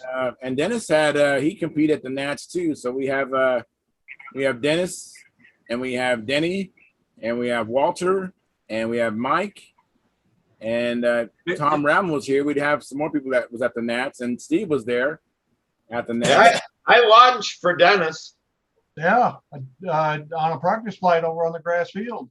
Yeah. And I was almost late for my first flight because of that. Were you really? I had messed up. I thought the top 20 was done in rounds. You flew one round in the morning, and then once that round was finished, you flew the next round. I forgot that they flew them both at the same time on different circles. So on the first column, I was number 16. And I figured, I got plenty of time to get there and get my flight in. And then I was number 5 in the second column. Oh, geez. So as soon as I get there, everybody's yelling at me, where you been? You're up number 5. I said, no, I'm not. I'm number 16. And then it hit me. I go, uh-oh. I think I just missed my first flight. Well, come to find out, they were only up on the second flyer. They got a late start. Got only up on number 2, so I was able to get my stuff out there. But I was pretty frazzled time when I had to fly. Oh yeah, I mean, right. We weren't rushing. Why, you got your flight up and rolled things up and stuff like. We could have hurried and got a flight and then got you on your way, but yeah, we didn't. Hey, you bought one of them, huh, Jim? How's it work? Well, the discharger ain't worth a damn. No? No, it's a little bitty tiny thing. But the charger itself, that sucker is good. Really good. Back it up, Jimmy, too close. Okay. I'm 6. Yep. The charge is excellent because it does a lot of things that a lot of chargers don't. It'll measure your internal resistance and different things like that. So I kept it for this, but for the discharger, the best thing going is like what I use and gets used by Howard Rush. And that so it's no better discharging than any other charger? No. Oh, okay. No. Jim, can you draw up that discharger and how you use it and send me a text on it or something? Yeah. I'll show it to you here in a minute, Joe. Because I'm when I come in from flying, I'm coming in and killing the remaining batteries and putting them back to storage charge. And I'm taking 2 hours because my charger doesn't have a great discharger either. And you guys are talking about 5 minutes, and I'm sitting there all turning green here. Getting kind of I am envious green because I'm blowing 2 hours easy, killing 6 batteries down. So Sparky, I think you're kicking me out, Sparky. It says you've been signed out because you are currently signed in on another device. Hey, sorry, I didn't mean to. That's okay. That's okay. Hey, Sparky, thanks for your hard work at the Nats. No problem. Yeah, I knew the wind was kicking up when Sparky took a step that he didn't mean to take. Like a wind was blowing him around. It was windy. That's putting it mildly from what I saw. I wonder why it kicked you out, Charles. Well, I'm still here, but it said that. I don't know, did you come in through the link or did you just join the meeting? I came in through the link I don't understand it myself, Sparky. But we're both here, so it's fine. Hey, Dennis, I had a question for you, Dennis. I didn't see your flight. So did you fly IC or did you fly electric? I flew my electric profile. Okay, cool. Very good. Walter's got flew pretty good in the wind. I was very surprised. I hadn't had a lot of testing in the wind, but it did okay. What is that plane behind you? This one? Yes. Yeah. It's a Gladiator, the 35 version. Gladiator. Yeah, the Gladiator 35 is like a normal 60 size ship. Yeah. That thing, how that thing ever flew on a 35, I have no idea. I mean, a buddy of mine's got a 60 Stalker in his. And I mean, I can't imagine going with a smaller motor than that. I mean, that. I got an LA 46 in that. Oh, do you? Yeah. But I forget what the wing, that's a huge airplane. The wingspan on that thing is just monstrous. Yeah, I think it was 58-inch wingspan. Wow. Wow. That For is a 60 for a size ship. 35. I'd like to know what 35 is flying on that. Probably a One with a lot of Eco 35. one burning a lot of nitro. A weak one. A weak Probably one. Vico 35. Yeah. And then the bigger one had a Vico 45. Yeah. Wow. Better keep it light if you're building that and putting a 35 in it. That 50% nitro. What was the guy's name? Was it Broadback or something like that? Dennis Shower. Dennis Shower. Shower. Yeah, I think it is. Yeah. Well, I'm thinking the guy that was tuning the engines for KMB. Vico was kind of Clarence Lee. Clarence Lee. The one I'm thinking is Broderick. John Broderick. Yeah. Okay. Yeah. John Broderick. Yeah. KMB engines, because KMB and Vico had a history together, and I might imagine it might have been breathed on a little bit.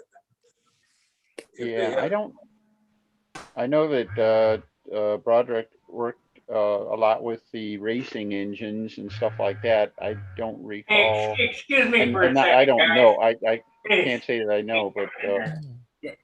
Hey, Charles. Yes, Sparky. Go down to participants and reclaim the host. All right, let's see here. Well, so there was a reason why some of these guys went with Vicos, because somebody was tuning them.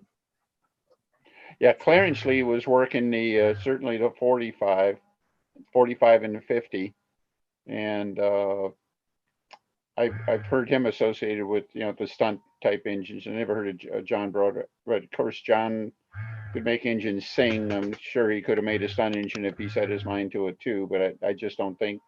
I thought he was really focusing on like the Speed 15s, the Rat Race 40s, and some of the combat engines, but mainly the 40s and the 15s.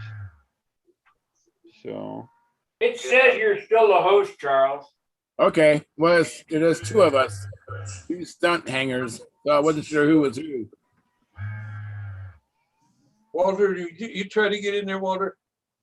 I've got to work tomorrow, and I felt a very special need to thank two people whom I don't even know yet. Mike might be able to help me, but and it reminds me that next year I feel like my wife and I need to make a contribution to the beginner pilots, like it was given to me. But there's a gentleman. Let's see if I can turn this up right. This man here, Mike Wes Eakin, made a contribution to the beginner pilots, which I was one of the lucky people who got a Skyray 35. And then Mike might be able to help me here, because there was another gentleman there that had we got to go through that line a couple of times, and he had a a field kit there that he had custom made. Mike, can you remember who that might have been? But anyway, it was a beautiful kit. And there's a story that may go along with that. Right before we left for the Nats, I had an old field kit that had a Tower Hobby power box in it. And my wife looks over to me, and I've got about 1 gallon of fuel, 3 of those quart things of Brodock fuel in it. She says, "What's that coming out of your box?" And it turns out that the box was on fire from a shortage. Yeah, so we're immediately pulling out all the fuel and everything. But anyway, got the kit home, got that fuel kit home, and it had another one of those power panels on there, and it seemed like it was just a stroke of luck that I was able to get that. So if that gentleman is listening tonight, you made a great field kit, and I will remember your name. I will find it. I will send you an email thanking you, as well as Mr. Wes Eakin. I've got to go to work tomorrow. I'm still being of sound mind and body. I spent it all, and I had to go back to work, everybody. So it's been a real pleasure meeting you guys. It's an honor to have been getting back in the sport. It's a wonderful feeling. And we'll see you next week. Yeah. Take care. Sunday night. Take care. We're lucky to have you, man. Yeah, absolutely. Thank you, Walter. Good night, all. Good night. Good night. And yeah, let me catch up on the chat box. Mel Rogers, he did say I might have one of those, and he went on to say that I haven't got it together either. So he might just show up, John, and pull up a seat next to you. Not a problem. When you go flying Sunday. Yeah, I've got to dig out my chair. I don't know where I put my dang chair now. Yeah, you might have left your arrows. I might have to, yeah. Hey, John, you know where your car keys are at? Last time I looked, yeah, they're on the hat. Yeah, the hat stand, coat stand. So you guys, we had at one time, we had 16 people in here, which is pretty good. It looks like pretty good. Yeah, it's been going pretty good. Mike keeps giving us a little shot at his nipple ring. Yeah, well, John, when I went to the Nats, I forgot the chairs. Did you? Way to go. Samantha went and bought chairs. I mean, yeah, she's not putting up with your nonsense. She's got it together. You know, she's like, I can't believe you forgot the chairs, Dad. I said, how much stuff did you pack and load to go on this trip? Well, you were doing it. Well, there you go. Get your ass over here and help. And this shit may not happen again. Steve. Hey, Steve. Hey, Steve. Yeah. Thanks for launching my plane during the practice. Oh, not a problem. But I didn't know you had a bad back. And when I found out, and then who was the gentleman that when I asked you to launch me for my first flight, who was the gentleman that stepped in? You remember? God, I forget who that was now. Yeah, I was launching all week, but I about fell into Vince boat. Maybe it was Vince. I'm not sure. I about crashed his airplane before he even had a chance to fly it for the contest. But I appreciate the help. I really did. As long as I don't, I found out as long as I don't try to move once I get down, I'm fine. It's just that I moved wrong and my left leg collapsed on me. But that's why I couldn't work. Well, that's one reason I retired. I couldn't work on ladders anymore because that leg would give out, and I've come off a ladder twice.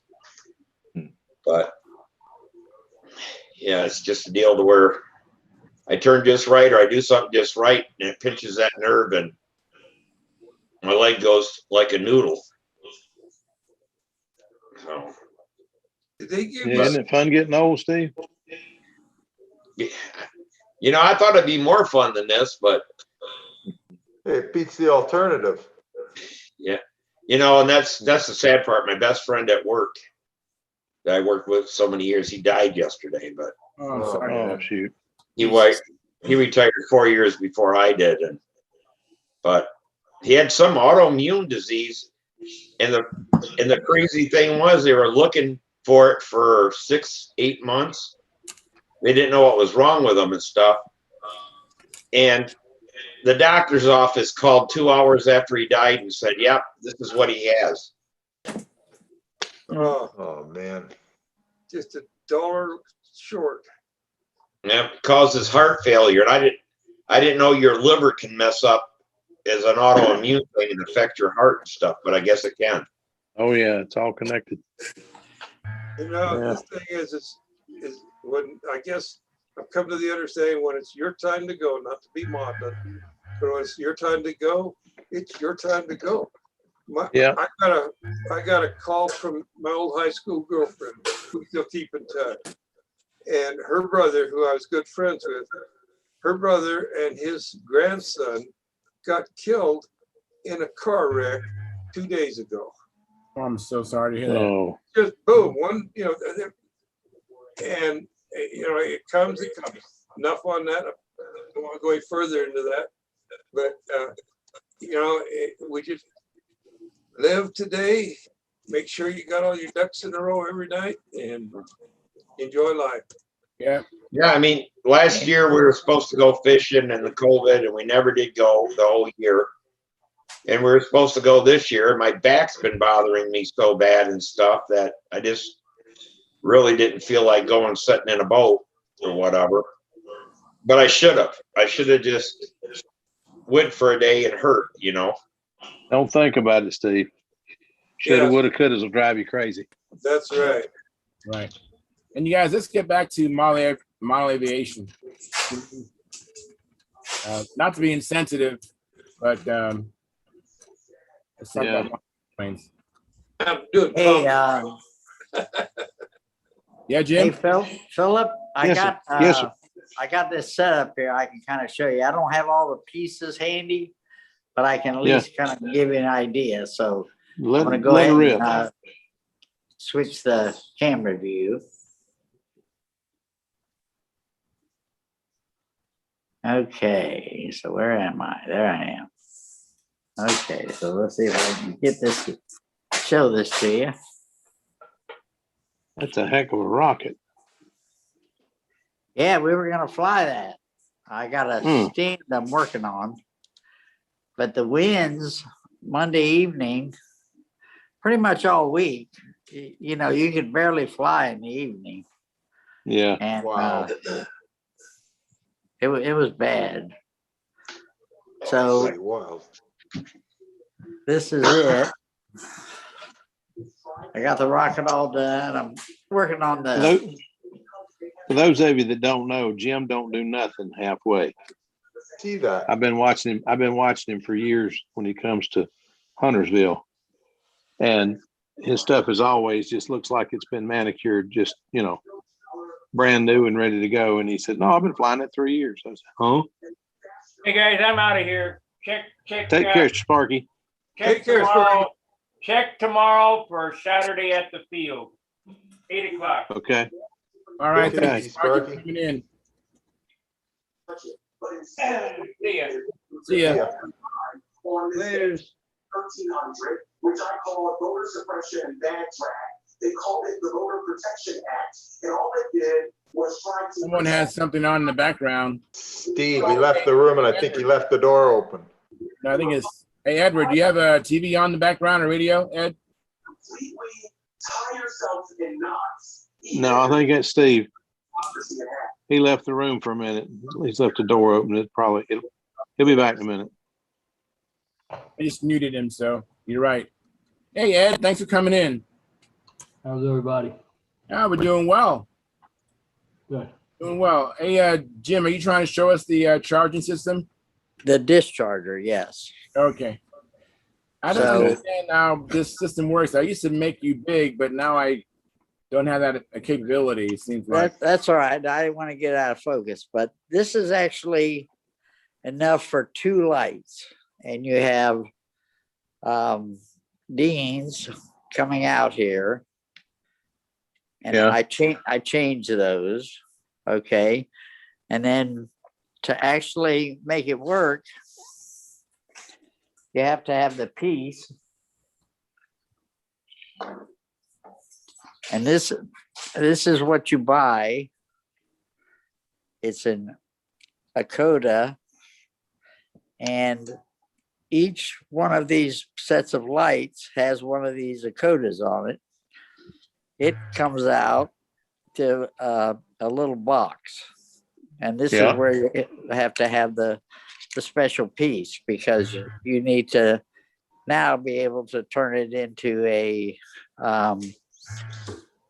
I've got some drawings and stuff, pictures I can send you. Okay. But that's what I need, because I want to build one. Yeah. So this is what it looks like, the little box. And it has a little 2 cables. This is where you would do your switch. You got to have the right type of fitting here. And then that's going to be where your battery goes. Then on this side, this is where you have a cable that goes over to the AOKDA unit. All right. Here's where it would go. And then you take and you plug one of the audible. Where did I put that thing? I just had one. Let me see. Let me find it. But I just wanted to be able to show you so that you can kind of have an idea of what you're looking for.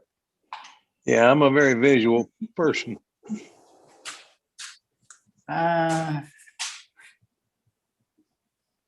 Okay. Well, you know the little current checkers that you plug in that are audible.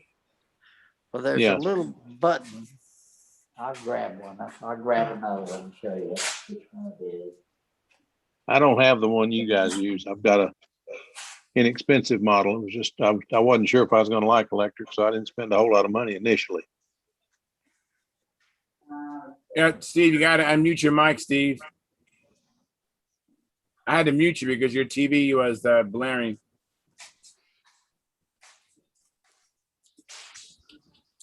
Okay, so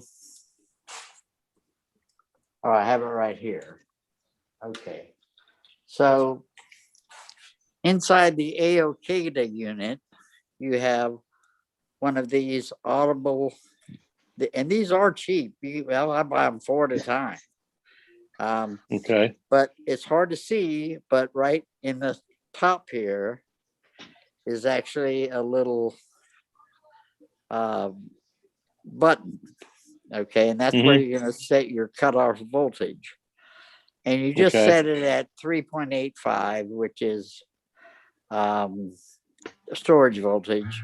Yeah. And you're never going to actually get there, because what happens is when all this is hooked up and your battery's on there,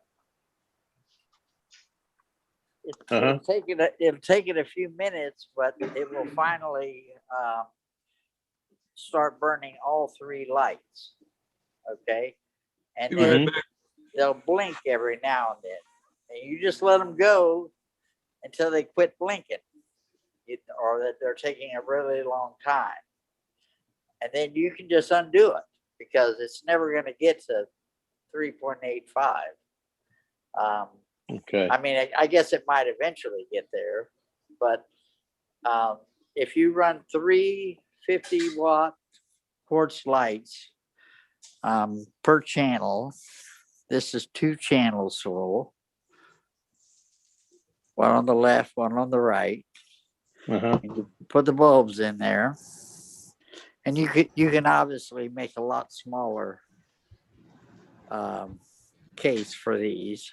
Like, there's some good ideas on YouTube. And then as soon as they go out, you just unhook it, and you're going to be so close to storage voltage that you'll be able to just go put it on a regular charger or discharger, and it'll bring it down to actual storage voltage. Okay. But it's so close that it doesn't take long to do that. So that's kind of how it works. And the thing is that you can just keep daisy chaining these. By daisy chain, all that means is that each channel in the box has one of these AOCADA units in it. And you can buy those units on Amazon, and they're relatively cheap. I think they were like $20. And it comes with everything I was showing you there, except I don't think it has the battery checker. But that's one of those. That's really kind of what the safety cutoff safety feature is it's never going to get below 385. And so you don't have to worry about, the thing going crazy on you. Okay. And is Lonky still in here? I don't know if I see him or not. He's walked away, but he's still here with us, but he's not. Okay. Not in his chair. So hey, Phil? Go ahead, Jim. Yeah. Yeah, I did finish the rocket for him. I mean, like I say, we were going to try to fly it, but we'd have had to been, shooting off at, 45 degrees or something like that. And that was kind of ridiculous. So. Yeah, I guess he didn't get to fly any of his pre-flight stuff either. No, it was too windy to fly anything. So let me figure out how to adjust this so I can get it all in there. So the rocket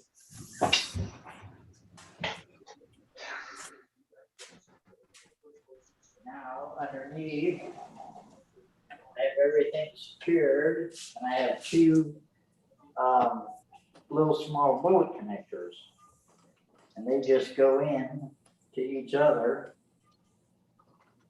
Oh, that's cool. Get lined up here. Not easy to line them up.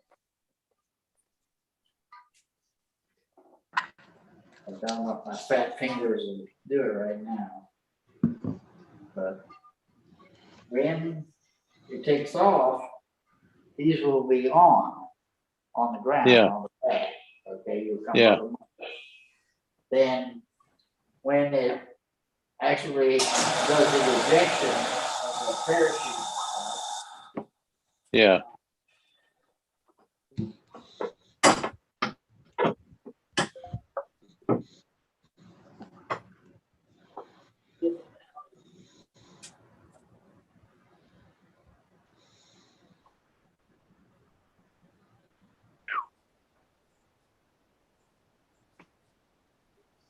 As you're loading the rocket, you're actually going to put these other ones up.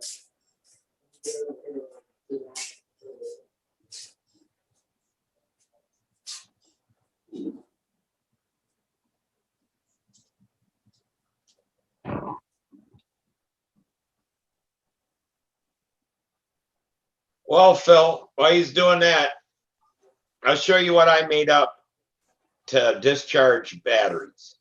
Okay. And I decided to use the same thing that I always use to discharge batteries. A motor. A motor. And this is one of Dennis's boxes for profile. Glued that on the board. You see my Velcro.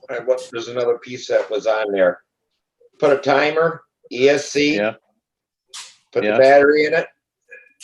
Set it for 5 minutes or whatever it takes to discharge your batteries to whatever you need. And clamp it on a bench, or I hold this one in my hand. This thing goes in my luggage. When I go on, Samantha and I would go someplace, I'd pack it in my luggage just like that. Yeah. And then in the motel room, I'd be sitting watching TV and this thing running for 5 minutes or whatever. to That's a good discharge the idea, battery. Steve. I've And got a motor. it's I don't cheap, use it. you know. Now I use a pusher prop because they're more efficient. Yeah. No, I'm just joking. It's just a motor, an old ESC, whatever, and it works great. And you Okay. can put it in your garage or whatever, clamp it on the bench, hit the button, walk away, and it will stop after the amount of time you put in it. And I don't know what I paid. This is the cheapest Hobby King motor. I buy the cheapest ESC, and the timer was the old Evolution Horizon Hobbies. They had one that you pushed it. Yeah. And it beeped, and every time you pushed it, it added a minute. Oh yeah. So I just had that on there, push it 4 times, let it run out, and then I was good to go. But they're cheap, it's easy, you know, and it runs the batteries down just like we run batteries down. And if the AC is broken, it keeps the room cool. Yeah. Yeah. When I That's a sit good in idea the too, motel room holding it, it'd be blowing what little hair I have, be blowing my hair around. And Samantha thought it was funny in her house. She was like, why'd you do something like that? So, because I hate, by the time we got back to the room, we're trying to sleep with the damn charger discharging batteries running for 3 hours. Yeah. So if you're lucky. Yeah, so I just use that, and we usually only had 1 or 2 batteries we didn't use, and I just run them out in the room. You're done, done in 10 minutes. Yeah, that's what we do with this. Is that we can get a lot close. We can probably get a little closer to 3.85 to be in storage mode. Yeah. But because you're doing each set separately, it takes about 5 minutes as well, and you don't have a prop blasting in your room, because I imagine that makes a little noise. Yeah, I mean, you got your power supply running, you got the charger fan running, and then when just about the time you finally get used to it and fall asleep, the damn thing goes beep, beep, beep, beep, beep when it's done, and it wakes you up. Yeah. But yeah, that's pretty neat. Something like that's easy and simple, and it is a good system. I mean, you can discharge it down past, and then put it on the charger and hit storage, and it will charge it up to storage instead of bringing it down to storage. Yeah. And usually you're so close, it takes another couple minutes, and then it's right at storage.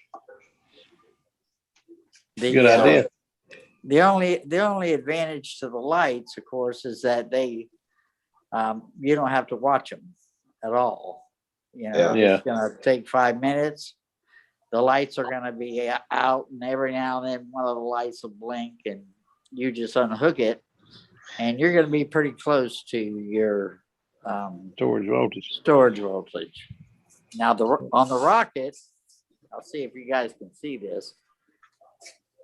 When the parachute ejects, what happens is up here in the nose cone, I have these blue lights. And so these, as the rocket is descending, you will see the blue lights, because that's where the parachute's going to be. And so you'll see the blue lights as they come down. And of course, now you're also going to be seeing the orange lights on the body. So it should be fairly easy to spot coming down. So, and then that's a neat idea. The other thing is, see if I can show you this real quick. Okay, and this is the stand that I have. It's it's giant, because it has to hold this big ass rocket. But I've got a little hole in the bottom, and I have some weights. I have these wrist weights, Yeah. And they,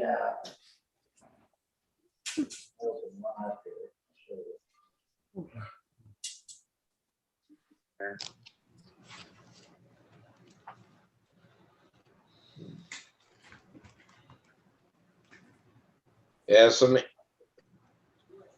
Samantha wanted to go launch her rocket. It was in the wintertime. And it had a camera and she had all of it figured out to go to her phone or whatever. And we launched that dumb thing. And the wind was only about 2-3 miles an hour on the ground. That damn thing went up so high and it caught some wind aloft. It took us over an hour to get the rocket back. It went out into a field with like 3 foot of snow. And we're trudging through snow.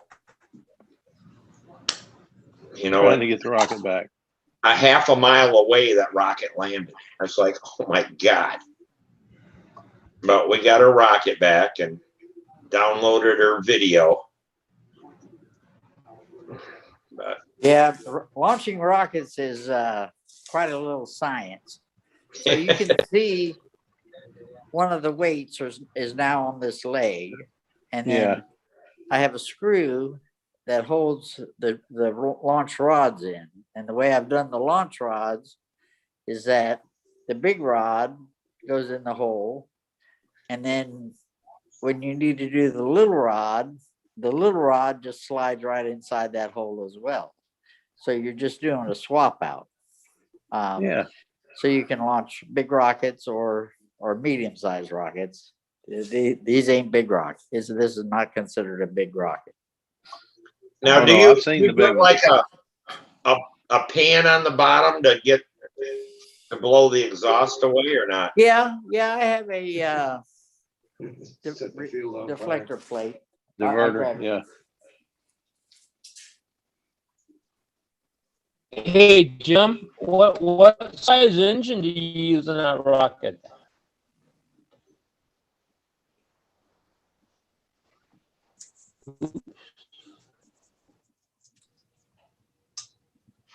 Very quiet.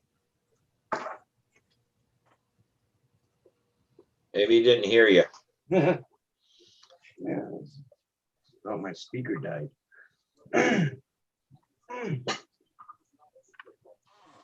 Well, while we're waiting for Jim, hey, Mike, how's your neck feeling? Oh, It's good. A lot better than it was Wednesday, huh? Oh, your mic's muted. Oh, okay.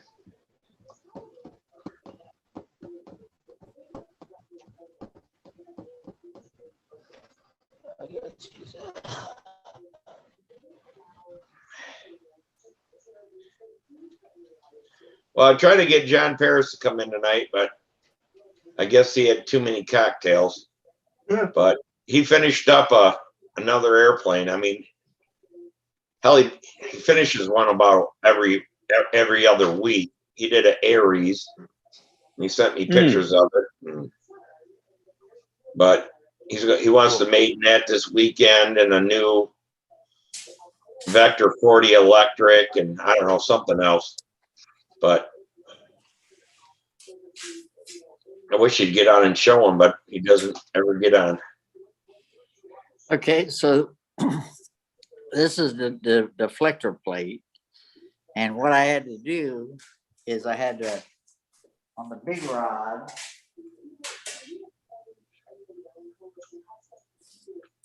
I sent off and got some car parts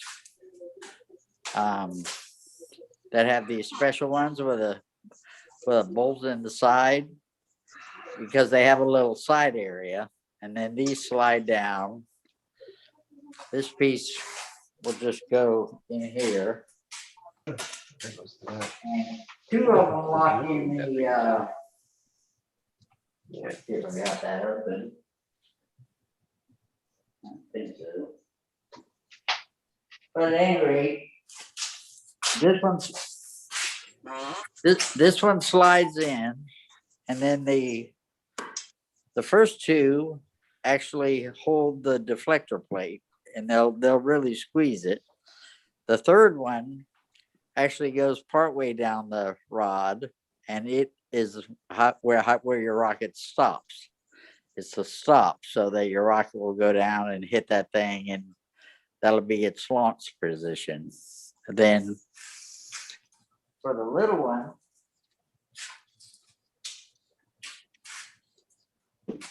once this rod is in here, I just pull it out, and then I have this piece, which fits right in that same hole in the center. And this is the for the little rockets. Okay. All right. So it's kind of all in one, and I'm just rearranging all the bags and all that kind of stuff. Hey, Jim, So anyway, Carl had a question about the size motor you're running in that rocket.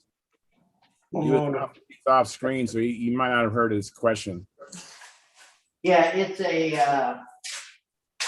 it's an F motor. Enough motor.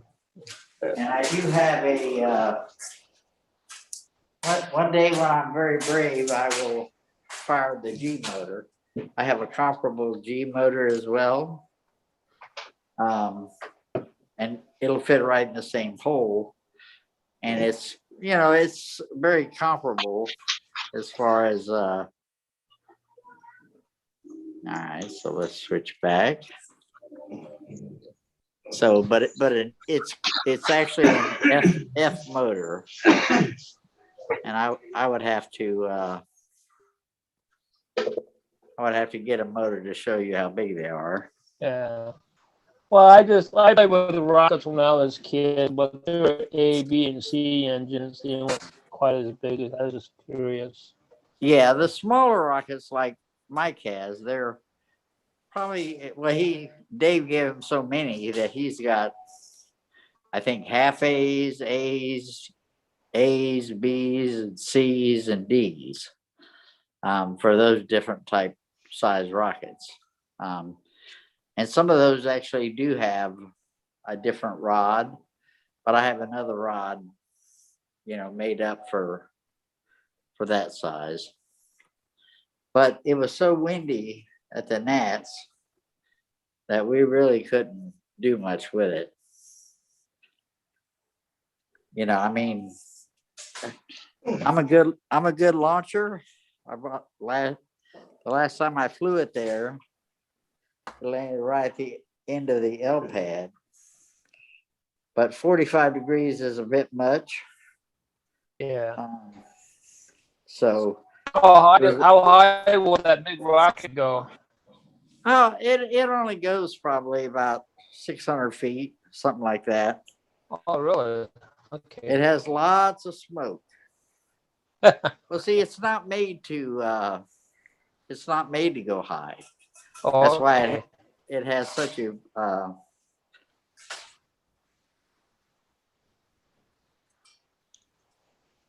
it has such a nice finish on it. It's because I wanted it to be as heavy as I could make it. So it's just got the polyurethane clear on it,